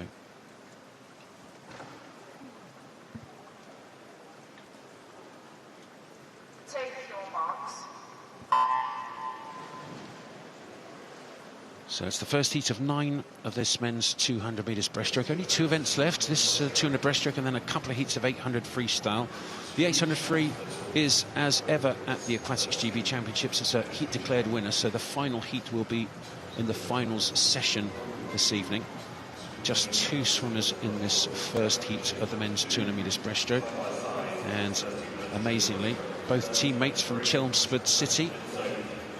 And fascinatingly, Rhys Burns at the top of those 2 swimmers is actually a 200-400 swimmer, whereas Saxon Minto in lane 4, more of a 50 and 100 swimmer. But the 200-400 guy's gone out quickly. Look at this. That's Rhys Burns leading. Yes, Saxo Minto and Rhys Burns do train together, both the same age, both from the same club, of course, and both doing the men's 200-metre breaststroke, so they will know how each other swim the race. So it'll be interesting to see how Saxo Minto reacts to Rhys Burns going out quick on this first 100. He's probably going to try and pull it back in this third length here, especially in the last 100, but this is going to be quite an interesting race. Good underwater there from both, especially lane 3, Rhys Burns. Well, this is a good first 125 from Rhys Burns. They've got very, very similar lifetime bests. It's pretty brutal to come to a national championships, isn't it, as teammates, both swimming the same event, and then you swim in the next lane to each other as the only swimmers in the heat. I mean, that's just brutal, isn't it? Competition's competition, Andy. They could be good mates. Well, hopefully they are good mates out to the pool, but as soon as that whistle goes to get on the block and the race starts, you are enemies.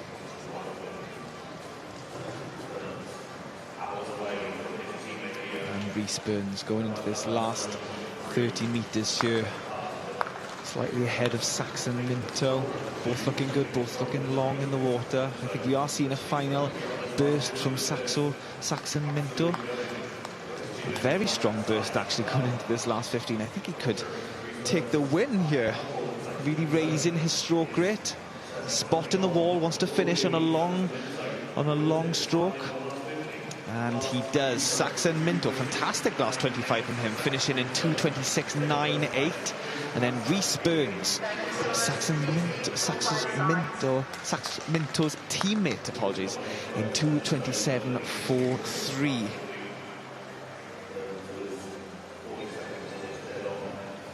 Saxo a little bit off his personal best there, but he looked very strong, especially on that last 25 there. And then Rhys Burns going in with a personal best of 2:26.30. A personal best from him. And now we go into Heat 2 of 9 of the men's 200-metre breaststroke. Joseph Stowe from the city of Coventry taking the centre lane here in Heat 2.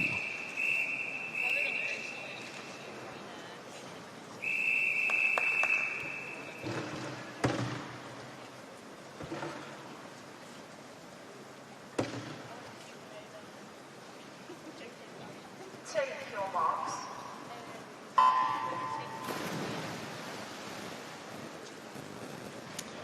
Once again, this is Heat 2 of 9 of the men's 200-metre breaststroke. Breaststroke, the only stroke off the dive, you can go under the 15 metres, but you are only allowed one fly kick. Strong breakout into that first stroke. Really using the momentum off the dive to propel you through the water into the first length. And then going into the turn now. In lane 1, Joshua Sackery from the city of Peterborough, 31.57. Very strong start from him. Breaststroke all about pacing. Breaststroke 200 breaststroke, apologies. All about the pacing. You don't want to go out too hard. It's a very leg-dominated sport. Many great 200 breaststrokers in the past and present here in Great Britain. Obviously, the British record. Ross Murdoch from Scotland. British record 2:07.30, broken at the 2014 Commonwealth Games in Glasgow. It will be returning to Glasgow, same pool, Tollcross, later on this summer. I've got to tell you, Dan, that was one of the races that I remember in my life as just one of the most extraordinary races. It was brilliant. Ross Murdoch and Michael Jameson going hammer and tongs at each other, and Ross Murdoch ending up getting the touch, but it was something to behold. Ross's eyes, I think there's a photograph of him when he finished, his eyes are like out on the stalks. He's looking at the scoreboard, just realised he's won. An absolute picture of the ages, brilliant. If he's watching, Ross, that was one of the highlights of my commentary career. Absolutely loved it. I know exactly the photo you're talking about, and that's exactly what I was going to say. I don't think his eyes could have got wider. I think he was in shock.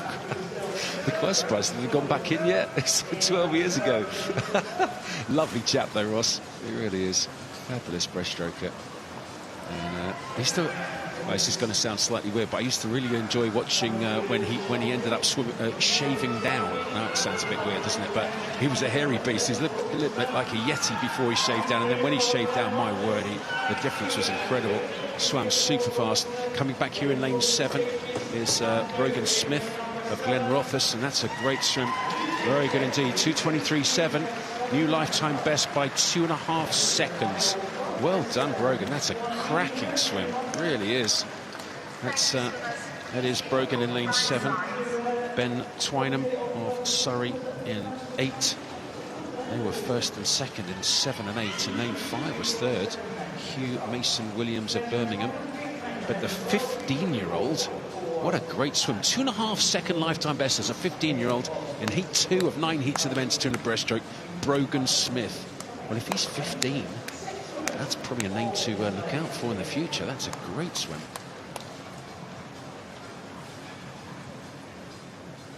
And here now we move into heat 3 of 9 of the men's 200-metre breaststroke. Harry West from Bristol and South Gloucestershire Swimming Club going in lane 4.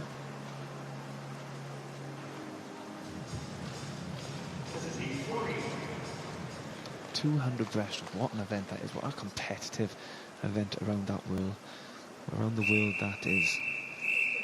Of course, Leon Marchand taking the gold medal there in his home games in Paris. One of the swims of the meet for me.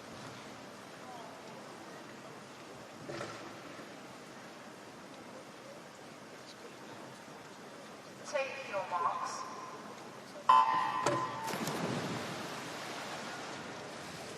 And again, this is heat 3 of 9 of the men's 200-metre breaststroke. Starting strong up there in lane 3. Jeremiah Carnegie from Repton Swim Club. They've had a great meet so far, Andy, with day 5, and I think we've seen some great races every single day from that club.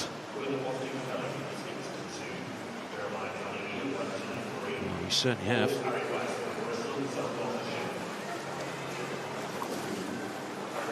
There we go. Sorry, I was on the wrong page on my commentary sheets. So here we go. It's, I was trying to work out what on earth you were talking about there, Dan. I do apologise. It's happened many times to me this week, Andy, don't worry. Ask me a question again. Somebody's been swimming very well this week. Who's that? I was talking about Jeremiah Carnegie. So he had a brilliant dive, he had a brilliant first 50. And I was just saying that Repton Swim Club, they're on day 5, and I think they have had great swims from their athletes every single day in this championships. Yes, there's been a few of them, hasn't there? They really have. Royal Tunbridge Wells Monson as well. I'm not quite sure how many athletes they've got here, but they seem to be pumping them out too. Repton as well. I was hoping to meet with Jamie Main. I'd love to do that and hear what he's doing there, because he's doing something pretty special. Mount Kelly, of course, continue to just pump them out in the A finals, the B finals, the junior finals.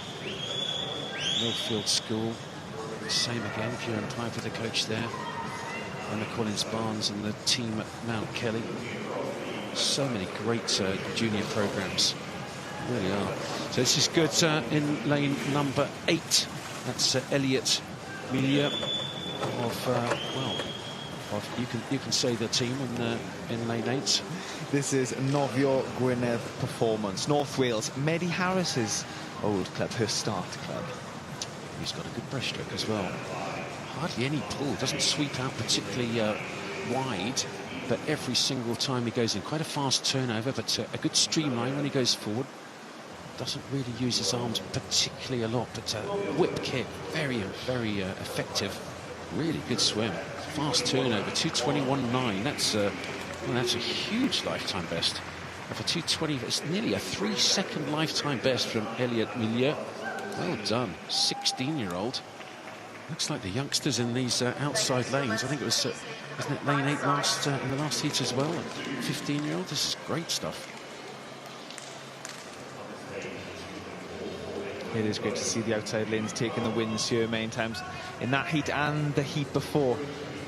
Now looking at the result of heat 3 of 9 in the men's 200 breaststroke. Elliot Milieu from Nofio Gwynedd in 2:21.91. Fantastic personal best from him. Harry West in second and Marcus Haig in third. 2:24.48.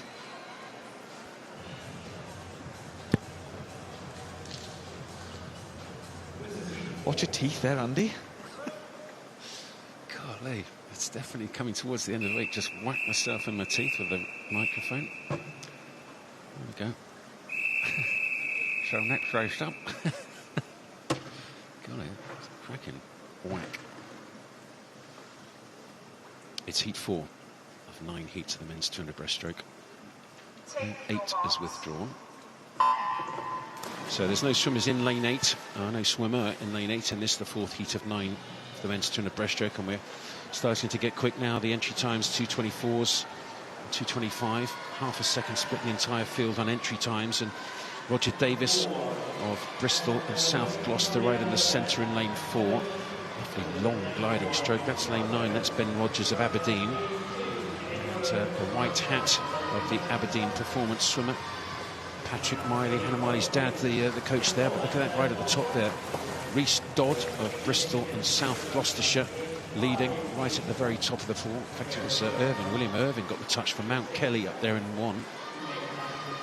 I was speaking to a coach earlier, Andy, and I think over the last few years we have seen a difference in stroke technique in the men's 200 breaststroke. It used to be quite a low stroke, used to keep quite low to the water, but I think even though he's not a 200 breaststroker, he's very much a 150, of course, breaststroker. I think Adam Peaty's stroke has changed the 200 breaststroke, because if you look at Adam Peaty's stroke, he's very high in the water. Yes, it is really interesting. It all gets very technical, doesn't it? And Peaty's stroke certainly changed the world of breaststroke forever. He's so powerful, though. The interesting challenge about trying to replicate Peaty's stroke is you have to also have his muscles. If you're going to do that stroke, you have to be as strong as he is to do it effectively, or certainly have the power to weight ratio to do it effectively. It's not easy to do if you're not strong enough. And then, well, the desire might be to go straight in the weight room and just lob weights around, and certainly the juniors, that's not a good idea as a youngster. Body weight weights really good idea when you're just building those muscles as a youngster. Body weight weights meaning things like press-ups and dips and those kind of things. Just using your body weight. But this is good swimming in the centre here. Roger Davis for Bristol going well. Also going well in lane 2 is Regan Gallagher. And it looks like Roger Davis in the centre with that black hat, just starting to take over the lead comfortably. And this is a good swim from him. Also still going well is Ben Rogers down the bottom here.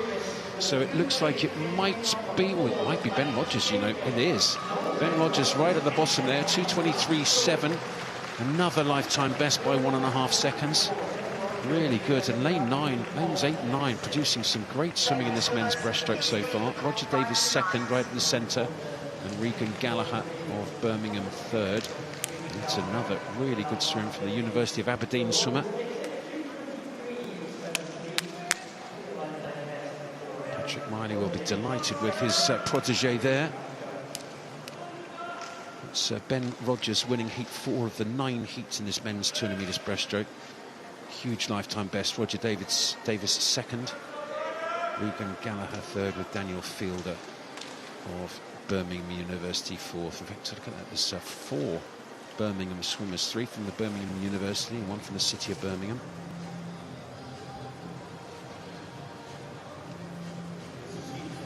And now moving on to heat 5 of 9 of the men's 200 metre breaststroke. Jacob Barnett from City of Sunderland going in the centre lane here. 200 breaststroke, what an event. The only event in the programme that I never swim, Andy. I've never had a time. I'll tell you why when the swimmers dive in. Take your marks.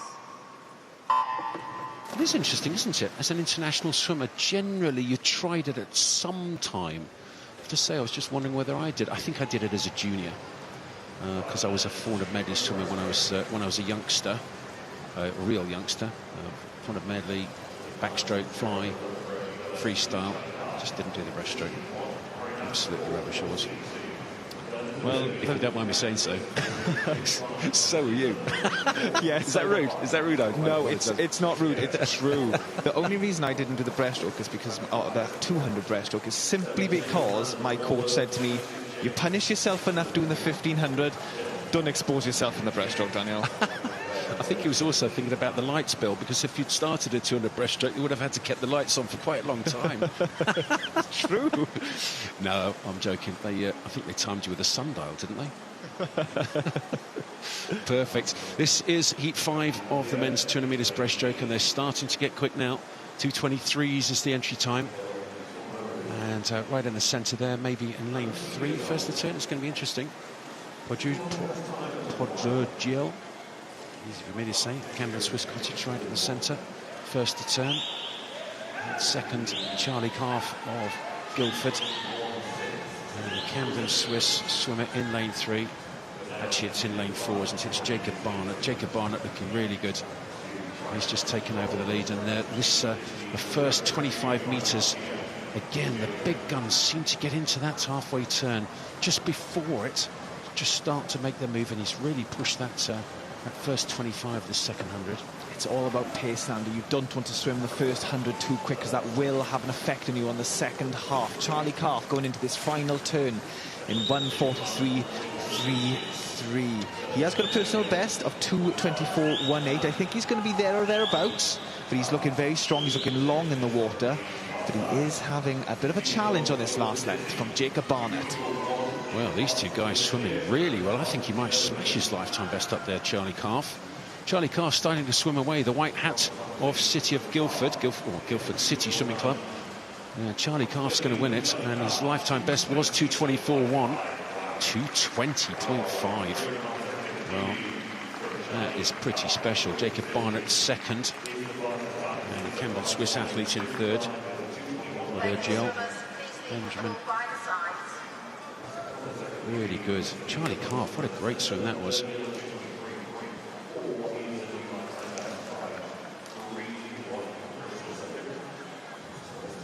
So his time, 2:20.55 off a 2:24. Just 0.1. Just trying to do my... oh, there you go. He's left it all in the pool, hasn't he? Good boy. That's what you got to do. Come to the Nationals. Make sure you absolutely give it everything. Good stuff. Look at that. Well done. Well done. Excellent swimming. Charlie Calf wins it. Jacob Barnett second. Benjamin Prodigal in third. There you go. You can say his name in third there, Dan. Prodigal. Prodigy. Hopefully in the future. If there was an R after the P, you'd be absolutely right. I'll tell you what, it's definitely day 5, isn't it? It's been so much fun so far. We've really enjoyed it. Men's 200 metres breaststroke heat 6 are getting quick. The last 3 heats are the cycle seeded heats 7, 8 and 9. So this is the last of the uncycle seeded heats. And there's 3 juniors in it in lanes 0, 1 and 3 right at the top there. Henry Guppy of Millfield in 0, Leroy Shee in 1, 16-year-old, and then Ryan Flood in 3. Matthew Garrity fastest in 4 on paper. About to find out whether he will be at the end of this heat 6 of 9 heats of the men's 200 metres breaststroke. Really good start down here from Ben Harrison of City of Sheffield. They're having a good meet as well, you know. Keep on talking about City of Sheffield. Nice and quiet, but they keep on producing some great swims, the Sheffield team. Well done. They've produced good swimmers for many, many years. Both the Litchfield brothers both come from Sheffield. Max and Joe, we'll be seeing them both up later on this week in the men's 200 freestyle. And what event that was going to be. But in this event, the first 50 lead in. Harrison in lane 7, 31.12. Strong start from him. Again, 200 breaststroke is all about pace, and you do not want to go too hard because you will regret it on the last 50, last 100 in fact. But definitely leading here is Ben Harrison from City of Sheffield swim squad. He's looking good, he's looking strong, long in the water, coming into the second turn, the halfway mark. 1:06.91. He's got a personal best of 2:16.78. So he's got to come back in, 69.8 or something like that if he's going to go lifetime best. So 1:06.109. It's a tough ask, but it's certainly possible. He's starting to make a move. Right next to him is Charles Kershaw of Swansea, and he looks pretty good in the black hat. Also going well in lane 5 is West Norfolk's Freddie Laws. Freddie and 5 going very well. 3 is Ryan Flood. So they're really starting to attack all over the pool. Look right at the top there as well. Henry Guppy of Millfield. He's right in the hunt. In fact, he's touched first with 50 metres to go. So it's lane 0 leading, lane 3 second, lane 6 is third. Yes, Henry Guppy is being challenged here by Ryan Flood. They went into the third turn together, pretty much together, and they are still together going into this last 15. I think Henry Guppy is going to take the win, but anything can happen in this last 5. Well, it looks like he's charging in 3s. Ryan Flood, it's going to be close. Who's going to get the touch? Oh, I say, very close indeed. 3/100ths of a second, splitting the first 2. Henry Guppy gets the touch right on the outside there from Millfield. Very good swim from him. 2:19.6. Well, that's his first time under 2:22. He was a 2:22.9 Well done. Well, Millfield School students, if you know Henry Guffey, send him a message and say, well done, that is brilliant. Absolutely brilliant. 2:22.9 and he's gone 2:19.6. Well done. 3.2 second, 3.29 second lifetime best. There you go. He's hurting a lot, but he's absolutely delighted. Well done. That's how to do it. That's how to win a race. Henry Guppy from Millfield in 2:19.6. Won, but 3 100s behind. Don't often see that in a 200. Ryan Flood from Leander. I was speaking to his coach yesterday, and Leroy Sheesh from Redditch.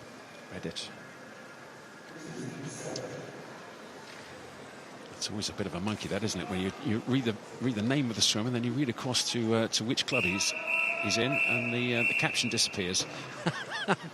Story of my life. Here we go. This is the first of the cycle seeded heats. George Smith goes in lane number 4. Bronze medalist in this event last year. Finn Kemp in 5 and Oscar Bilbao in 3. Take your marks. So it's the first of the fastest 3 heats, and George Smith right in the centre from Stirling. He's an excellent 200 metres breaststroke, and look how far he gets on every single stroke. Look at the distance per stroke, the DPS. Lovely to see.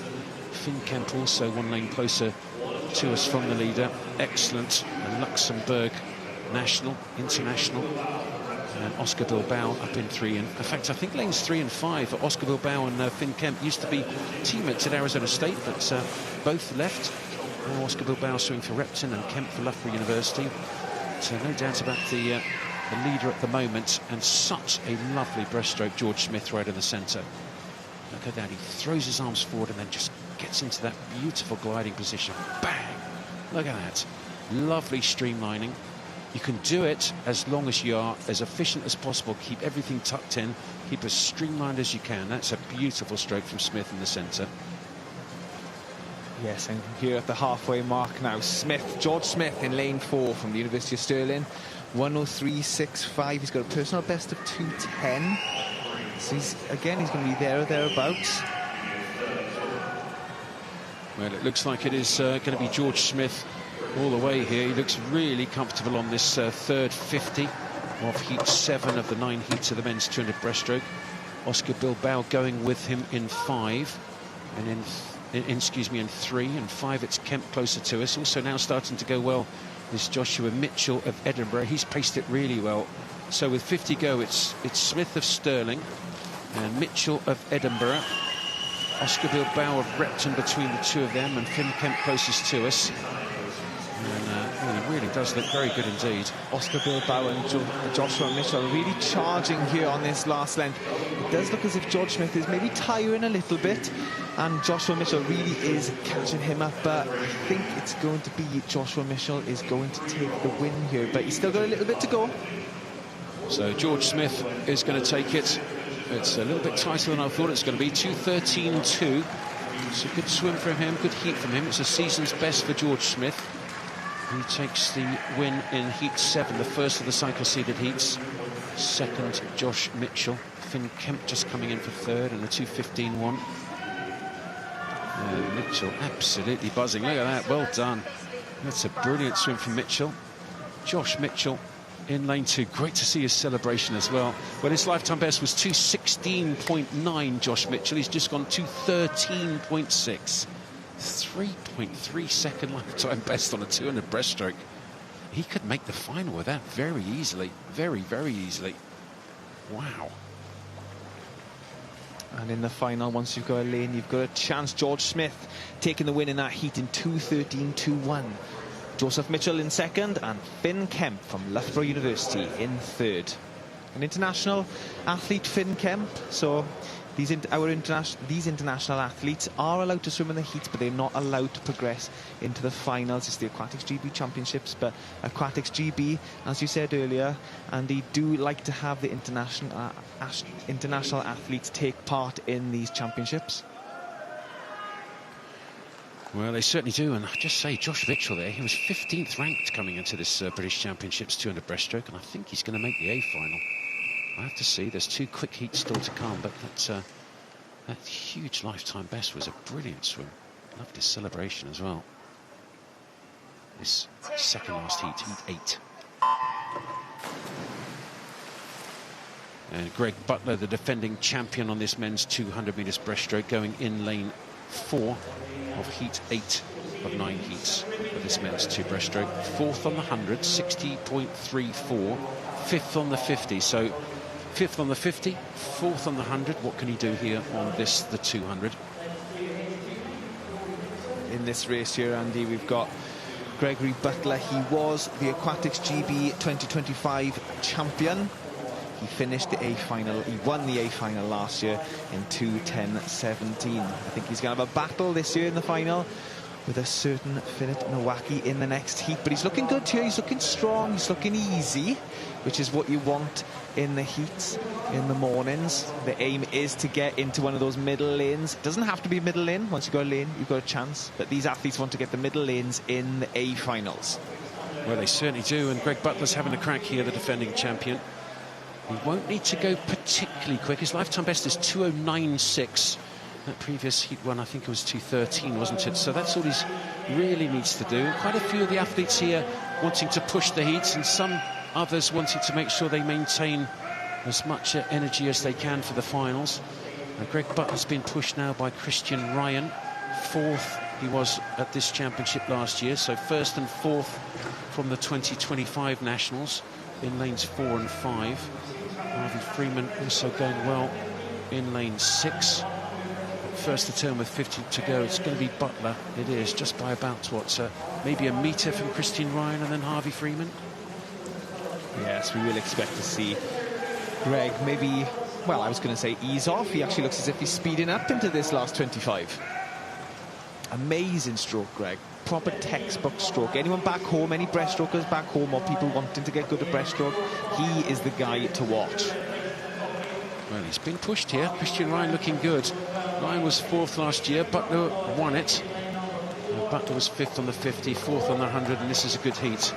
Again, 2:12, slightly faster than last heat. So the top 2, they're almost certain to go through to the final. 2:12.7, 2:12.9. The consideration time for the European Championships, or the qualifying time, I should say, is 2:09.5. So not very fast indeed. But there is the winner of this second last heat, Greg Butler. And that's University of Bath's Christian Ryan, who came second. Both of them 2:12s. Comfortable. And there's the 3rd place swimmer. That's Harvey Freeman of Northampton Swimming Club. So 2:12s, I think, so far. Maybe 2:13s from that previous heat. So it looks like if you can go sub 2:14, you'll be in the A final. This final heat is pretty stacked, though, so could be a little bit careful here. And some great youngsters, there really are. Max Morgan is a junior still, got a bronze on the 100 breaststroke, and he went 59.5. He's in lane 6. Maxwell Anderson in 5. And then in 4, Philip Nowacki. There he is, the AP Adam Peaty race team member, world junior champion in the 100 breaststroke and this, the 200. Such a wonderful swimmer. I think, Dan, you were saying this was the race you were most looking forward to today. Take your marks. This was the event I was most looking forward to this week, actually, Andy. I'll tell you some amazing fact about Philip Nowacki. He became World Junior Champion last year at the World Junior Championships. His time winning would have won the World Championships in Singapore. How incredible is that? Well, it really is amazing. He had such a great summer last year. He really did. He went to the European Juniors, won the 100, won the 200, and smashed every single record around. It was outdoors as well, so it's sometimes quite difficult to swim outdoors. I have to say, the pool in Slovakia, in Samarin, if you ever get a chance to go and swim over there, it is their Olympic training centre, and you think, well, what would I want to go there for? It's wonderful. If you want to go outdoor training, it's brilliant. And he's looking very good indeed here. Then he got out of that, went to the World Junior Championships and won the 100, won the 200. And he's swimming for Jersey at the Commonwealth Games. And I don't think Jersey have ever won a medal in the swimming pool at the Commonwealth Games. And I think they've only ever won 1 gold medal at the Commonwealth Games. I think I'm right. And I think that was a shooter. So speaking of shooters, he's gone off quickly here, isn't he? Old Navaki on the first 100, 62.8. That's amazing. I think that would have qualified for the B final of the individual 100. Yeah, Philip's looking really long in the water here. I think he's nothing certain in the sport, of course, but I think he's pretty sure he's going to be making it back tonight into that A final, and so he's going to be conserving a lot of energy, but it does look as if he's going strong here going into this final turn. 1:36.47. He does have a personal best of 2:07.32. The qualification time that he will have to do tonight for the European Championships in Paris is 2:09.55. So he's been well under the time, but he's going to have to do it in the A final tonight. Yes, that's the rule the selectors have made. You have to do the performance in the final, in the pressure environment, and I think it's a really good idea. Everybody knows it, so it's no secret. But Navaki, he's going to go somewhere around 2:10, I think. 2:09.55 is the consideration time for the European Championships. What's he gone? 2:10.3. Yeah, there we go. And so he's gone 2:10. He'll be fastest seed by quite a long way into that final tonight. Anderson's second on 2:13, so I think he'll be in the final fairly comfortably. Oliver Van Dreen of University of Stirling was third in a 2:14. I think he will make it in with that, but my word, Navaki looks so comfortable. He's pretty slight of body. He's not a big beast, is he? He's not like an Adam Peaty. He's not a moose. He's quite slight, but his power to weight ratio is wonderful. Kieran Piper, his coach there at Milford, done a super job with him.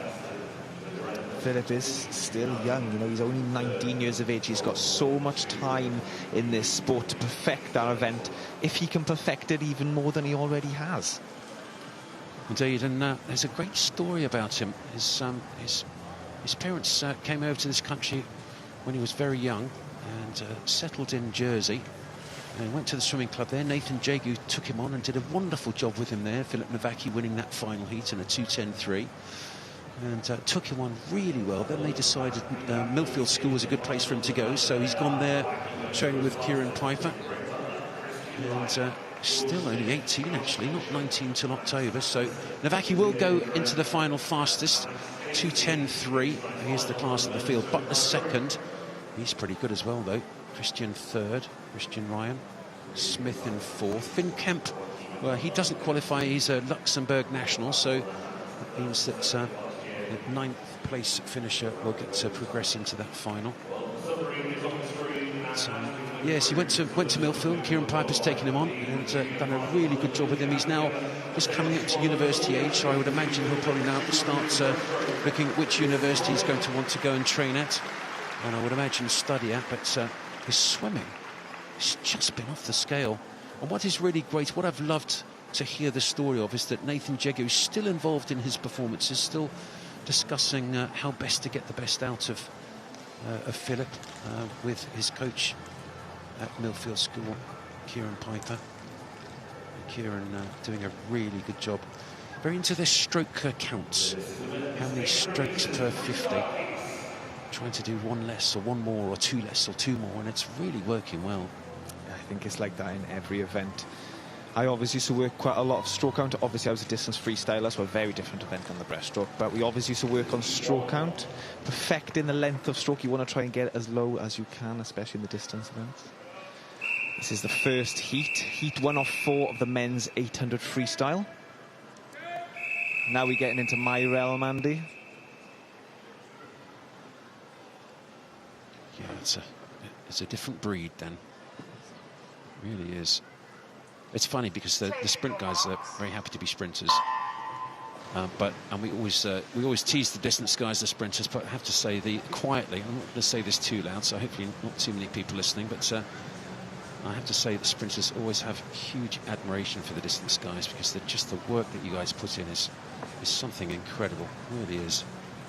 Well, what you see with a lot of the difference, I would say, in the distance swimmers and the sprinters is the sprinters, yeah, they do, I was going to say a lot less work. That's not right. They do a lot less meters. They work just as hard, of course, in the pool, but they do a lot less meters than us distance swimmers, but they do a lot more work in the gym. You know, distance swimming is all about, you don't want too much muscle in as a distance swimmer, because the more muscle they have, you still have to carry that muscle all that time. Distance sprinters, obviously, they haven't got in the water that long. So people like me standing next to someone like Adam Peaty, I look like I need a good meal, Andy. Well, you might do anyway, mate. Come around my house, I'll sort you out. Do a mean Sunday roast. It's, yeah, you're absolutely right. It is very interesting. I think the sprinters, they do a lot more. Currently, they do an awful lot more at race pace than they used to do in the old days. For some strange reason, the idea of if you want to sprint faster, you have to do another 1,000 metres, another 2,000 metres. It's just brutal. But these days, it's much more at race pace and practicing swimming fast, practicing the technique that you need to do at the pace that you're going to be doing it at, which is such a sensible, simple, good idea. Why we didn't do it ages ago, I don't know. It's remarkable that any of the sprinters went at any pace at all. But anyway, this first heat of the men's 800 freestyle. Leo Talbot in lane 2 from Bolton. In 3, it's Aidan Anderson of University of Aberdeen. In 4, Joseph Hall of Leeds. And in 5, it's Caden Frampton of Millfield School. And delighted to be joined by the winner of that final heat. It is Filip Nowacki, and what a fantastic year you had last year, and that looked really comfortable this morning. Yeah, really pleased with that swim. Dropped a lot of time last season, so to be able to back it up with a 2:10.3 in a heat gives me a lot of confidence going forwards, you know, not just tonight, but definitely into the summer as well. And it's a little bit quicker than I expected. Some of the big superstars here, like Freya Colbert, seem to be going nice and easy in the heats and then really hitting it in the final. You've decided to give it a little bit of welly in the heats there. Yeah, I mean, I'm a firm believer in, you know, you've got your own lane, you swim your own race. So I just wanted to get out there today and really like sort of like, you know, set the bar high and see what I've got and make sure I'm feeling good for tonight. Well, you certainly looked good. And so you went 2:10 this morning. Maybe what would you be looking for tonight? So 2:8, 2:7 maybe? Faster? Oh, I'd love to go 2:7, I'll tell you that now. But, you know, definitely that European consideration time is on my horizon, so... Well, that's 2:09.55, so that should be pretty doable. I mean, the way you swum so far, silver on the 50, silver on the 100. Normally, Britain, you go, oh, that's not too bad. He's quite a difficult guy to swim against, though, on those 50 and 100, huh? Yeah, definitely. I mean, it's always a good race, you know, in the Aquatics Centre, and the way they do this event up, you definitely feel the energy and the atmosphere, and it all sort of comes together with the crowd and the athletes all cheering you on. It must be great to swim against Adam Peaty as well. I mean, he's on great form. You beat him earlier this year, but he seems to be on fire here. Silver in those 2 events. I'm pretty sure you're going to go. Listen to me. Pretty sure you're going to get the gold tonight. What are you looking forward to do between now and this evening to get that little bit faster? Typically, I just head back, you know, dump my stuff, hang my towel and skins up, and then go out for a big lunch, some probably Italian place, just, you know, pasta. Yesterday was Wagamama's, so then... hopefully have a nap after that and then, you know, get myself primed and ready for tonight. Other noodle establishments are available, certainly, but well, that's very good. Listen, I know that you've got to go and swim down and do that swim tonight. I really wish you well. 2:09.55 is the target, but you've looked fantastic so far, and I really wish you well for tonight. Thank you very much. Thank you for having me. Fantastic to have him in. That's Filip Nowacki, and well, hopefully we'll be able to have another chat with him later on this week. He's just done a 200 breaststroke, which is a really tough event, so very keen for him to go and swim down and get ready for that race tonight, and hopefully we'll be able to have a chat with him later in the week and hear how he's gone and also how he's preparing for that European Championships and then also the Commonwealth Games. He's going to be a superstar in Jersey, isn't he? If he's only ever been one Commonwealth gold medalist, I think he could win gold up there in the Commonwealth Games in Glasgow. I mean, anything's possible in a major competition, of course, but I think he can go into this competition, the Commonwealth Games for certain, with his head held high, and he's probably already a national treasure in Jersey, but I think he could become even more of one. Well, they certainly will. This is the 500 metres turn in this first heat of the men's 800 metres freestyle, and right in the centre there, gone well all the way through this first 500 is Joseph Hall of City of Leeds. And going with him is Caden Frampton of Millfield. Up there in lane 3, still hanging on very well is Aidan Anderson of Aberdeen, University of Aberdeen Performance. And delighted to be joined. Well, we've had some great guests so far, haven't we? And they don't come more serious, more senior than my next guest. It's not Sir Chris Spice yet, but it may well be at some time. Chris, welcome to the commentary box. Delighted to have you in. Your title, National Performance Director, I think? Yeah, Performance Director, yeah. Performance Director. So just give us a quick, for those of us who don't understand all the ins and outs of that, you're basically in charge, right? Yeah, I lead the programs, not just swimming, but all the aquatics disciplines. So I was just doing swimming until 2021 in Tokyo, and then post-Tokyo I've kind of taken on the other sports as well. But we have program leads that lead on those, so my program is still swimming in terms of 80% of my job, and then the other 20% is really just an oversight of everything. So, yeah, really enjoying it. It's quite different. Obviously, a lot of teams to select off this meet. Yeah, and we've been really pretty pleased with how things have been going so far. When you say you do swimming as your job, in the nicest possible, you don't look like Adam Peaty physically, which is probably good, but because he doesn't look like you from an administrative point of view. But when you say you do swimming, what do you do, and what is your role? What does success look like for you as a national performance director? Yeah, look, ultimately we do a 4-year program, so I write the 4-year plan for UK sport first thing to get the money. And then the second thing is decide where we're going to spend it.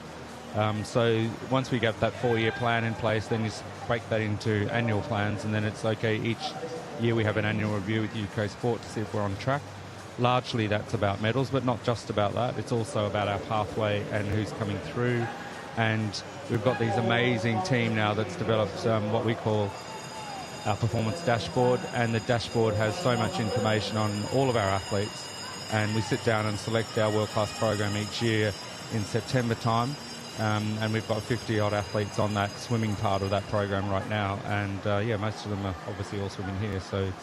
And once we get them on board, it's then I oversee all the centres, and Steve Tigg's our head coach, so he does all the technical stuff.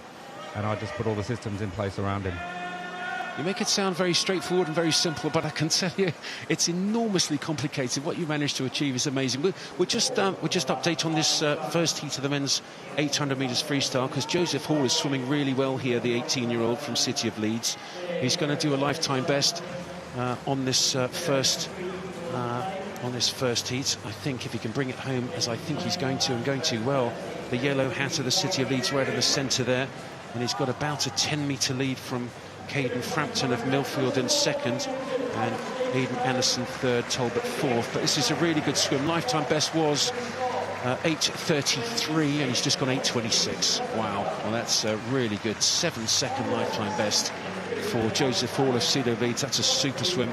Second, Caden Frampton, Aidan Anderson third, and Leo Talbot of Bolton in fourth. But it's a long way down to the other end of the pool to see how well he's done. Must be about 75-80 metres to the big scoreboards at the end, but what a wonderful facility it is.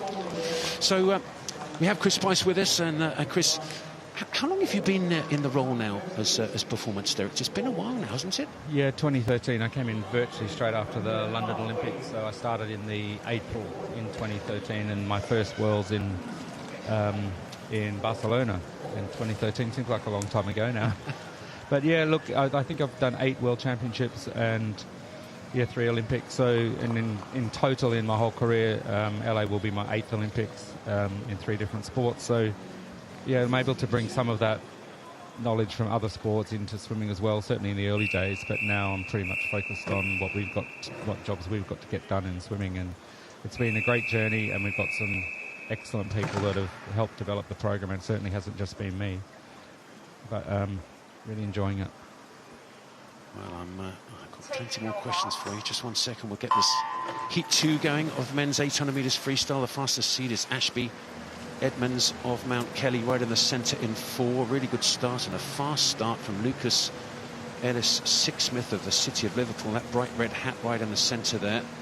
And, well, in lane 5, that is Ellis Sixsmith. Reuben Thomas going well in 6 and 7. It's Val Withington and Wilson in 8. So, Chris, you were just saying that bringing some of that experience and ideas and knowledge from other sports. I do remember that you had some really interesting background in some of the sports that you used to be involved with before you joined swimming. Yeah, I was a hockey player originally, so played for Australia and then coached the Australian women into the Olympics in Atlanta in 1996, and then took the first PD job in hockey in 1997. So I was the first overseas performance director appointed when world-class funding came in, and then did the hockey teams into the Sydney Olympics, and then from that got the gig at the RFU. So I was performance director at England Rugby when we won the World Cup in 2003. And then moved from rugby to basketball, did the British basketball teams into the London Olympics in 2012, and then in 2013 took the swimming gig. So yeah, a bit of variety of background, and moving from the team sport into an individual sport was, in my own mind, a really good challenge for me personally. Just trying to understand from an individual athlete point of view what does team mean to them, because it's quite different from the team sport environment. So yeah, we've really changed the culture, I think, and we've got some incredibly good people around our athletes, and the culture's exceptionally good, and we want to make sure that we keep that going. Yeah, certainly. I mean, you've had some proper challenges as well. When you picked it up, it was pretty good, but we didn't have too many high-quality athletes. I mean, I think so, straight after 2008 and 12, obviously Rebecca Adlington, very good indeed, but it was pretty thin quite quickly back then. But not suddenly, over the years and the work that you've done, we've got such a fantastic crop of athletes. I think possibly peaking in terms of number of medals. Was it in Tokyo? And we just had the most wonderful performances there. What was it that you think that the key thing is? There one change that you've made, that you've introduced, that has made that difference from going from 1 or 2 or maybe 3 medals at Olympics up to whatever it was, 9 or 8 or whatever it was in Tokyo? Yeah, I think the thing that we tried to focus on early on, and I guess a bit coming from our team sport background, is we wanted to make the relays a real priority as a way to build the team. And we certainly did that in the early days, and we got our first real medals in relays in 2016, and then we moved it forward from there. And when you get 4, 5, 6 athletes in a team of each relay, then suddenly you're impacting the majority of the team, and people are desperate to be part of those relays if they're successful. Certainly when I started, we had people that were not really that keen to swim relays, and we had to talk people into doing it. My individual was the most important and all the rest of it. So we changed a lot of that and talked to the athletes about what they saw as was the team value. And of course, not everyone's in a stroke that, an event that can swim the relay. So, but that's where we started it, and then on the back of that, I'm really working hard in the pathway area to find that talent and bring it through. I think the 2 things that Bill Furness and I started when we started was we've got to max out the people at the top and keep them in the sport for as long as possible, and at the same time find as many youngsters as possible. And those 2 things in parallel have probably got us into the position where we are today. Yes, and possibly no greater example than Adam Peaty and Philip Nowacki. And it was lovely to hear Adam talking about the legacy that he wants to. And he's been talking about legacy for a while, but it's so simple to see when he's sitting next to Philip Nowacki, and they're in the studio with us the other day having a chat, and it's, you've got, what is it, double Olympic 100 metres breaststroke champion sitting next to the world junior champion. You must be delighted to see that kind of thing happening. Yeah, absolutely. And, when I first came in, Becky, I think, was one of our older athletes, and she was 23 when she retired. And my real challenge was, how do we keep athletes in the sport for longer? So why are they leaving? And really getting under the bonnet of why they're leaving. And a lot of them have just been trained a lot, and they were tired mentally and physically. So we've worked hard on that, and we tried to change some of the methodologies around our training, and that's helped us keep the older athletes in the sport for much, much longer. Yes, indeed. Well, Tokyo was a highlight, and then it seemed to keep rolling into Paris. We had won some very good performances, medal performances, but also slightly unlucky with quite a few 4th places there, I think. But going into LA now, so we're 2 years out of LA. You've been talking about the pathway, which I guess is getting those youngsters through as well as looking after the senior guys. What is it that you'll be looking for right now and going into that LA Olympics in 2 years' time in terms of your job? Yeah, look, I think what we have in Commies and European year, where we don't have a World Championship, it's actually quite good for us, because we get a whole lot of youngsters exposed to international competition at a much higher level. So Commie Games, we're going to have a large number of athletes competing. Hopefully a fair amount of them are going to be juniors or thereabouts. So it's a real talent ID year for us this year. And already on the team selected for the Europeans, we've got 3 junior age athletes, and that's really positive. So we really want to build them for LA and identify who out of post this summer is really on the road where we want to get to medal range in LA. So really exciting year this year. So we're going to use Europeans and commies to move them on and at least get a sense of how they handle the pressure. Just have a quick update from Dan on the race here. Yes, we're having a great swim here from Lucas Gallant-Drace. So his personal best is 8:32. At the 500 mark, he was 5:13.51. In that 600 mark there, he was 6:17.36. He's going to smash this personal best. Well, it is very good. He's up there in lane 2. Also still going well down in lane 7 is Zach Brian Withington. And right next to him is Ruben Thomas of Mount Kelly. But we are privileged and honoured to have you with us, Chris, and the work that you've done, I have to say, has been utterly brilliant. I'm fascinated, though, to see how all this wonderful work is going to continue to deliver the medals that we've had at the Olympic Games. It's just remarkable. Rio was great, and then Tokyo, and then Paris, of course, going into LA. 40,000 seats there's going to be in that arena. I mean, it's so many challenges. You've gone through a fair few challenges. If I just mention the word COVID, Chris, he's nodding and falling off his chair. I mean, you've had some cracking things to deal with, haven't you? Yeah, and I think the key word that we try and make at the front of our minds in terms of planning is resilience. And certainly when I came in, I think the athletes were wrapped in cotton wool, and it just felt like if things weren't perfect, then they weren't able to perform. So we've almost taken the opposite approach that we sort of said in the early days, make it more difficult and we'll respond the best. And that's exactly what COVID did. As we proved in Tokyo, I think we got our head around the whole application of training and getting back in the water early, a whole bunch of stuff that we got right for COVID. So the bigger the challenge, the better we like it. And we've built incredibly resilient athletes and now incredibly resilient coaches, which has been the real change. And the teamwork of the coaches has been a significant plus for us. And it's really helped us stay where we are because the coaches are so collaborative now. And there's no protection of information. We share information and we learn from each other, and ultimately the team gets better. Well, it certainly does. I think Loughborough, one of the fantastic examples of that, where the performance team and the university team really coming together and sharing information, and it's working super well.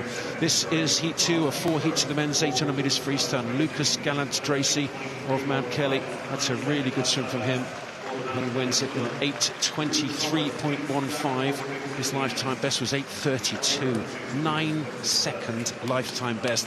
You must be delighted to see performances like that if you're looking not only for the top of the sport, but the pathway as well. There's the pathway for you, Chris. Isn't that wonderful? Yeah, no, brilliant. And, you know, everyone's got their own goal coming in here, so it isn't just about the top end.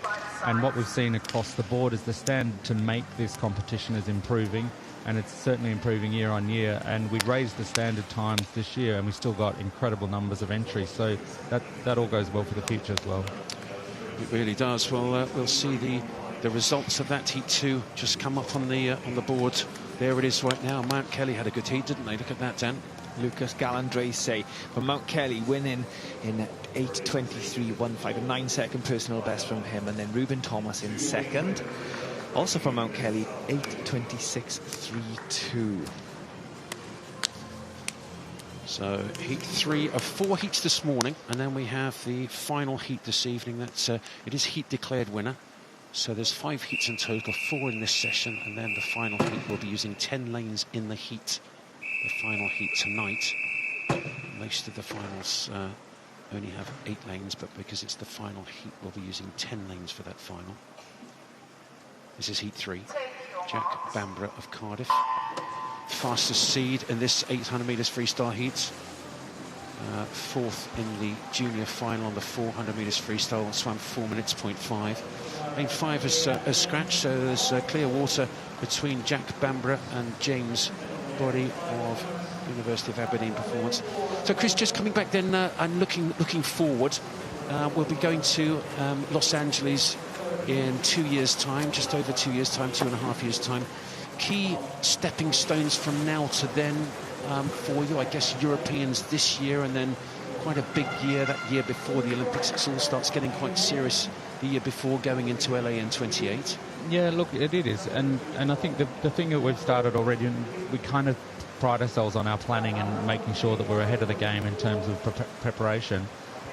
We're already, we're taking a group out from this trip to LA in the next couple of weeks, just so that they can get a feel of where we're going to be staying, where the holding camp will be in Stanford. We'll take them into the SoFi Arena, although it's not set up for swimming, of course, but they'll get an idea of the scale and scope of what we're going to be facing. And all of these, what we call them familiarisation tours, we'll take them to the training venue and our hotel so everyone knows where we're staying. But it is going to be an absolute cracker in that environment. And when you stand at the bottom of SoFi and you look to the top, it is on another level. I mean, Paris was good in the rugby stadium, but this is, it's going to be pretty special. Yes, I'm lucky enough to have been in the SoFi myself, and it is a frightening arena. 40,000 seats there's going to be on the swimming, but it's actually at one end, isn't it? It's at one end of the stadium. It's a massive American football stadium, and it's I just can't wait to do that Olympics. Yeah, I think it's going to be interesting for us because swimming's at the back end of the meet. Yes. And that's largely because of the SoFi Stadium has to get ready for us in swimming because they're having the opening ceremony there. Yes, indeed. I was actually talking to our leader in knowledge on all things swimming, John Bailey, who was telling us that the pool's actually going to be built and it's going to be below the floor level when the opening ceremony is, and then they deconstruct all the stuff from the opening ceremony and the pool just raises up like some sort of sci-fi, SoFi. Yeah, exactly. That's great. So I'm taking up a lot of your time, Chris. It's great to have you in the commentary box, and really interesting to hear your insights. So maybe just as a final question then, in terms of success from now until then, what will, when you get to 2028, when you get to 2028 and you look back, what will success be for you in LA in 2028? Look, we look at a season's best, we look at personal best at every meet we go to, so it's not just about the medals, it's about how people performed, and we also analyse in great depth our preparation, and that's on an individual basis and also for us as a team. But I would think, we want to get up there in the same sort of medal range we've been in the last 3 Olympics. We don't want to step back, we want to step forward, and we're always looking to see how we can do things differently and improve. The key for us is, as I said earlier on, is to keep those older athletes in the sport and keep them improving. And we've had amazing examples of Jimmy and Duncan and Adam coming back. They've been the bedrock of our team, and to have them still with us, and as the young guys come in and they learn from them, is massive. And I'd like to see some more females stepping up, and we're starting to see that with the junior performances last year with Amelie and with Theodora, who are coming through at a great rate. So I just think, for me personally, I'd love to see as many female medals as male medals by the time we get to LA. We're working hard to try and do that, but equally, our goal is to do better than we did in Paris. So we don't want to step back. We want to keep pushing and keep stepping forward. So, yeah, a lot of work to do, but we're really excited by it because of the venue, because we're going into the world #1's backyard. Can we compete against them in that environment? We believe that we're good at that stuff. And we're good mentally, and we're stuff, in terms of our season's best, is always pretty strong. So all of that stuff's going to help us, but every Olympics is different. So you have to make sure that you prepare well, because if you do what you did last time, you bet your life it's not going to be good enough. Yes, indeed. Yes, indeed. It is interesting every single time. In the old days, they used to say, I'm so surprised at how quick the Olympics were. You go, really? But no longer is that the case, Chris. Yeah, exactly. Well, Chris Spice, Performance Director, not only swimming, but all the aquatic sports for Aquatics GB. I have to say congratulations on behalf of the whole sport for what you've achieved over the time that you've been in the role, and it sounds like you are not satisfied with staying where you've been. It sounds like you want to continue on and continue driving and continue making those results better and better. So thank you so much for that. Thanks, guys. And look, I think, we've got to remember also this event and how this event has moved on in the last few years around production and around performance, and every little thing that happens around the outside event, not just what happens in the pool, has been lifted. And that's credit to Drew and his team and the events team. And these meets are now really, really a highlight in the calendar for so many people. And we've just got to keep pushing that as a sport and keep making things better. And I think it's not just what happens in the pool, it's also what happens around the edge, how we develop our coaches, how we develop our physiologists, right across the board. And so I think we're never going to stop. We're going to keep pushing. And the important thing is that we enjoy it along the way, and there's some great people, and that's why they hang around in the sport for a long time. Indeed. Indeed. Chris Bice, Performance Director, thank you so much for joining us. Great to have those insights, and absolutely fascinating. A man who's driving the thought processes and the ideas, and actually delivering great success for British swimming, and he has done for so many years now. And coming into 2028, it sounds like it's not slowing down at all. And when you see the results of the junior men's 100 metres freestyle, where we had so many guys on 48s and 49s, that was really brilliant. So that the future, maybe not for necessarily for 2028, but certainly 2032, some of those guys, that's really exciting. Well, this is heat number 3 of the men's 800 metres freestyle. I know, Dan, you've been following it very carefully, looking at who's where all the way through. Give us an update on what's going on. Yes, I have been following. There's 150 metres left. But I'm really, really impressed with how Lucas Bryant has paced this. He pushed the third 100. I think he was monitoring doing the first 200 to see where everyone else is. Probably thinking to himself, I can go a bit faster here. I need to make a move, leave the rest of the pack, and he certainly has. He's maintained his lead. Now, if you look also up in lane 0, Ollie Lambert has followed him. Now, any swimmers out there listening, especially in the distance events, use the athlete in the lanes next to you. Yes, you're competing against each other, but also not follow them, but also have a look at what they do, because sometimes if they go early, you've got to react. Well, they're reacting to each other here. This is very exciting. It really is. It is in lane 2. It is Lucas Bryant of Maidenhead, and he looks very good indeed. But Lambert giving him a really good run for his money. The City of Liverpool athlete up there in lane 0, and his teammate down here in 8, Dominic Workman, also going well. So first over with 50 metres to go, and this the second last of this morning's heats. It is Lucas Bryant of Maidenhead, and he looks very good, but Lambert's not letting him go. No, there's going to be a good scrap here. They're not looking at each other, so they don't know where each other are, but that was a great underwater there from Lucas Bryant. Coming into this last 20 metres, they're not slowing down. They've got a lot of energy here. So it is Lucas Bryant, I think. Still going well as Ollie Lambert. Lambert looking very good indeed. And it looks like it's going to be Maidenhead just ahead of City of Liverpool, but that's really good swimming. 8:16.40 for an 8:27 lifetime best. Another 11-second lifetime best. This is crazy, isn't it? And an even bigger one from Ollie Lambert. He's gone 8:17 and off at 8:30.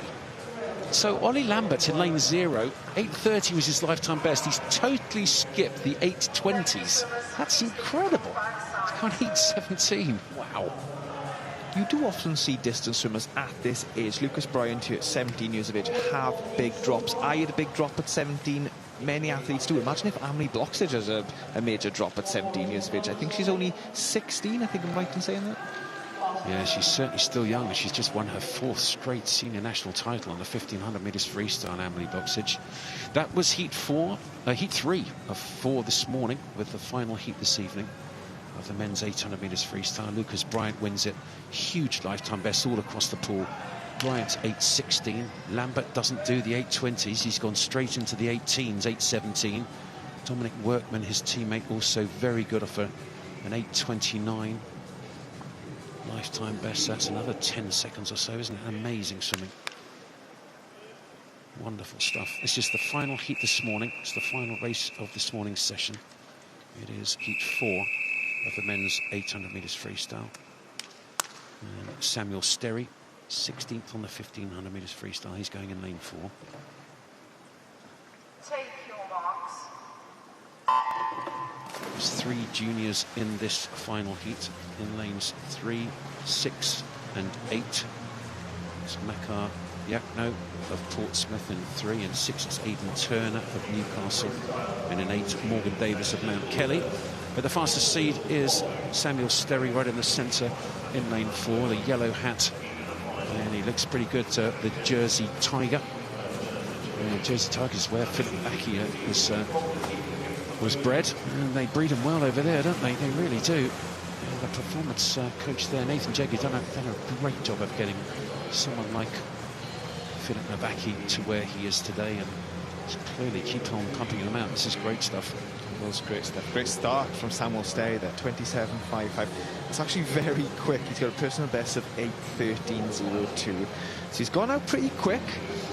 You know, 800, well, all events are about pacing yourself right, but 800 certainly.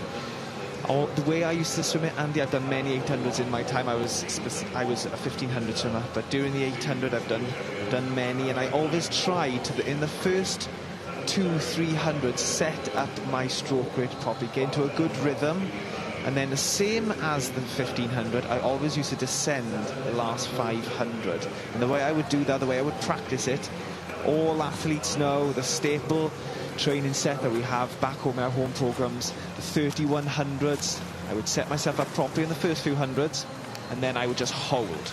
I always used to try and hold 58s, and then the last 5 100s descend, so the last 100 is max. So for those of us who don't ever do sets like that, which is quite a few of us, when you say I set myself up properly in the first couple of hundreds, what does that mean? It means get yourself into a proper rhythm. Now, I know this might sound quite silly, but even getting a good song in your head. Now, you want a good, quick-paced song. You don't want... I love Adele, but you don't want an Adele song in your head. OK. What are you thinking then? Motorhead? Yeah, something like a little bit of Taylor Swift. I had to drop my name in. Well, it's not quite the same as Motorhead. Goodness me. But, you know, that's the way you do it. As athletes, especially distance swimmers, you're in the water for such a long time. You've got to find your way of doing it. And if Taylor Swift gets you through the session, then she gets you through the session. You've got to be careful on those kind of things, though, haven't you? If you get the wrong kind of song in your brain.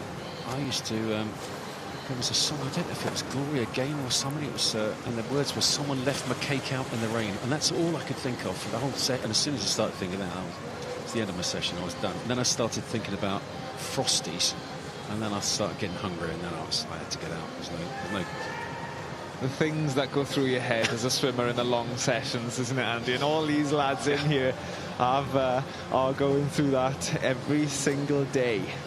I was definitely a sprinter. Particularly, I used to train outdoors over a long time ago over in the States, and when it was cold and you just don't really want to be there in the morning, and suddenly you start thinking about Frosties for breakfast. The lights go out. It's no good.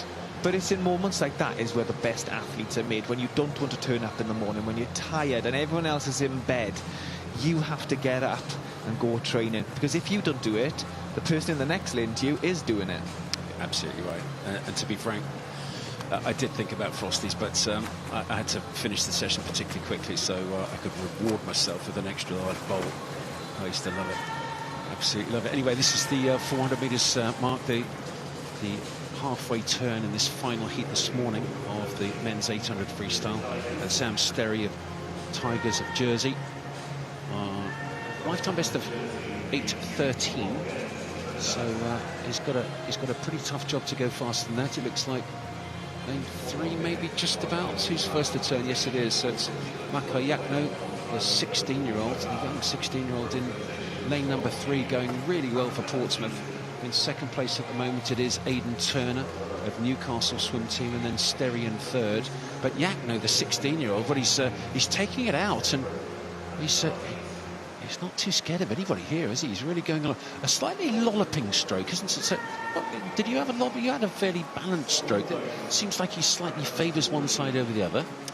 I mean, every athlete is different. Everyone swims their own way. Sometimes, if your right arm is stronger than your left arm, you probably breathe, and I guess you use that arm as your strength. I guess I was a one-sided breather. I always used to try and breathe just to the right, because that was the way I kept my stroke in rhythm. But we are seeing the front pack of Maka Yako, Samuel Sterry and Daniel Aidan Turner start to leave the rest of the pack. Daniel Cox from the University of Birmingham is trying to hold on. He's doing a good job of holding on, but leading into this 5th 100 is Aidan Turner, Newcastle swim team. They're looking at each other. They're looking strong. Long in the water. We've said many times this week, got to keep as long as you possibly can in the water. Try to look 9 foot tall, especially as distance swimmers, especially as freestylers. You want to look 9 foot tall. Try to catch as much water to propel yourself through the water as easy as you possibly can. Aidan Turner doing that very well. He's one of the 3 juniors in this final heat this morning. The fastest 10 will be seeded and be swimming in that final session this evening. But he's just about leading, but there's not much of a difference between the leading two. Aidan Turner closest to us in the black hat, and Makar Yakno of Portsmouth 9th on the 1500 metres freestyle, with Aidan Turner 12th. So on that individual 1500 metres freestyle, a couple of places Yakno was ahead of Turner, but still Turner leading down the bottom here in that black hat. And he's got much faster turnover, hasn't he? Doesn't really use his legs quite as much as Yakno up there in lane 3. Two quite different styles, but both very effective. I was just about to comment on Aidan Turner's stroke. It is significantly higher than Maka Yanko in lane 3, but he's doing it whatever suits each individual athlete. I used to try and have quite a long stroke, but then you look at athletes like Jasmine Carlin, one of the best swimmers that our country has ever produced. She had a very high stroke rate. She really did. 2 Olympic silver medals on the distance freestyle. She was just outstanding athlete. Quite fun to have in the commentary box as well as Jazz. Hopefully she's watching. At 13/100ths of a second, splitting these two leaders. Aidan Turner just ahead of Yakno on that last turn. 100 metres to go now in this final heat this morning of the men's 800 metres freestyle. And again, it's very close indeed. Just 22/100ths. But now Makar Yakno of Portsmouth, well, at that last turn has taken over. But I think Aidan Turner's reacted. The Newcastle swim team swimmer closest to us in the black hat. There is the white hat of Yakno, and he looks good. He's right on that lane line. He's breathing over and watching exactly where Turner is, but he's going to be breathing away on the final 50. That'll be interesting. Yes, for lane 3 here, it's all about, he's not going to be looking at the Aidan Turner in lane 6. It's all about just digging your heels in, just getting that stroke rate up, kicking those legs. We can see a raise here in his leg kick. A nice 6-beat leg kick there going into this last 25. But Aidan Turner keeping this stroke rate up the whole time. I don't know which way this is going to go.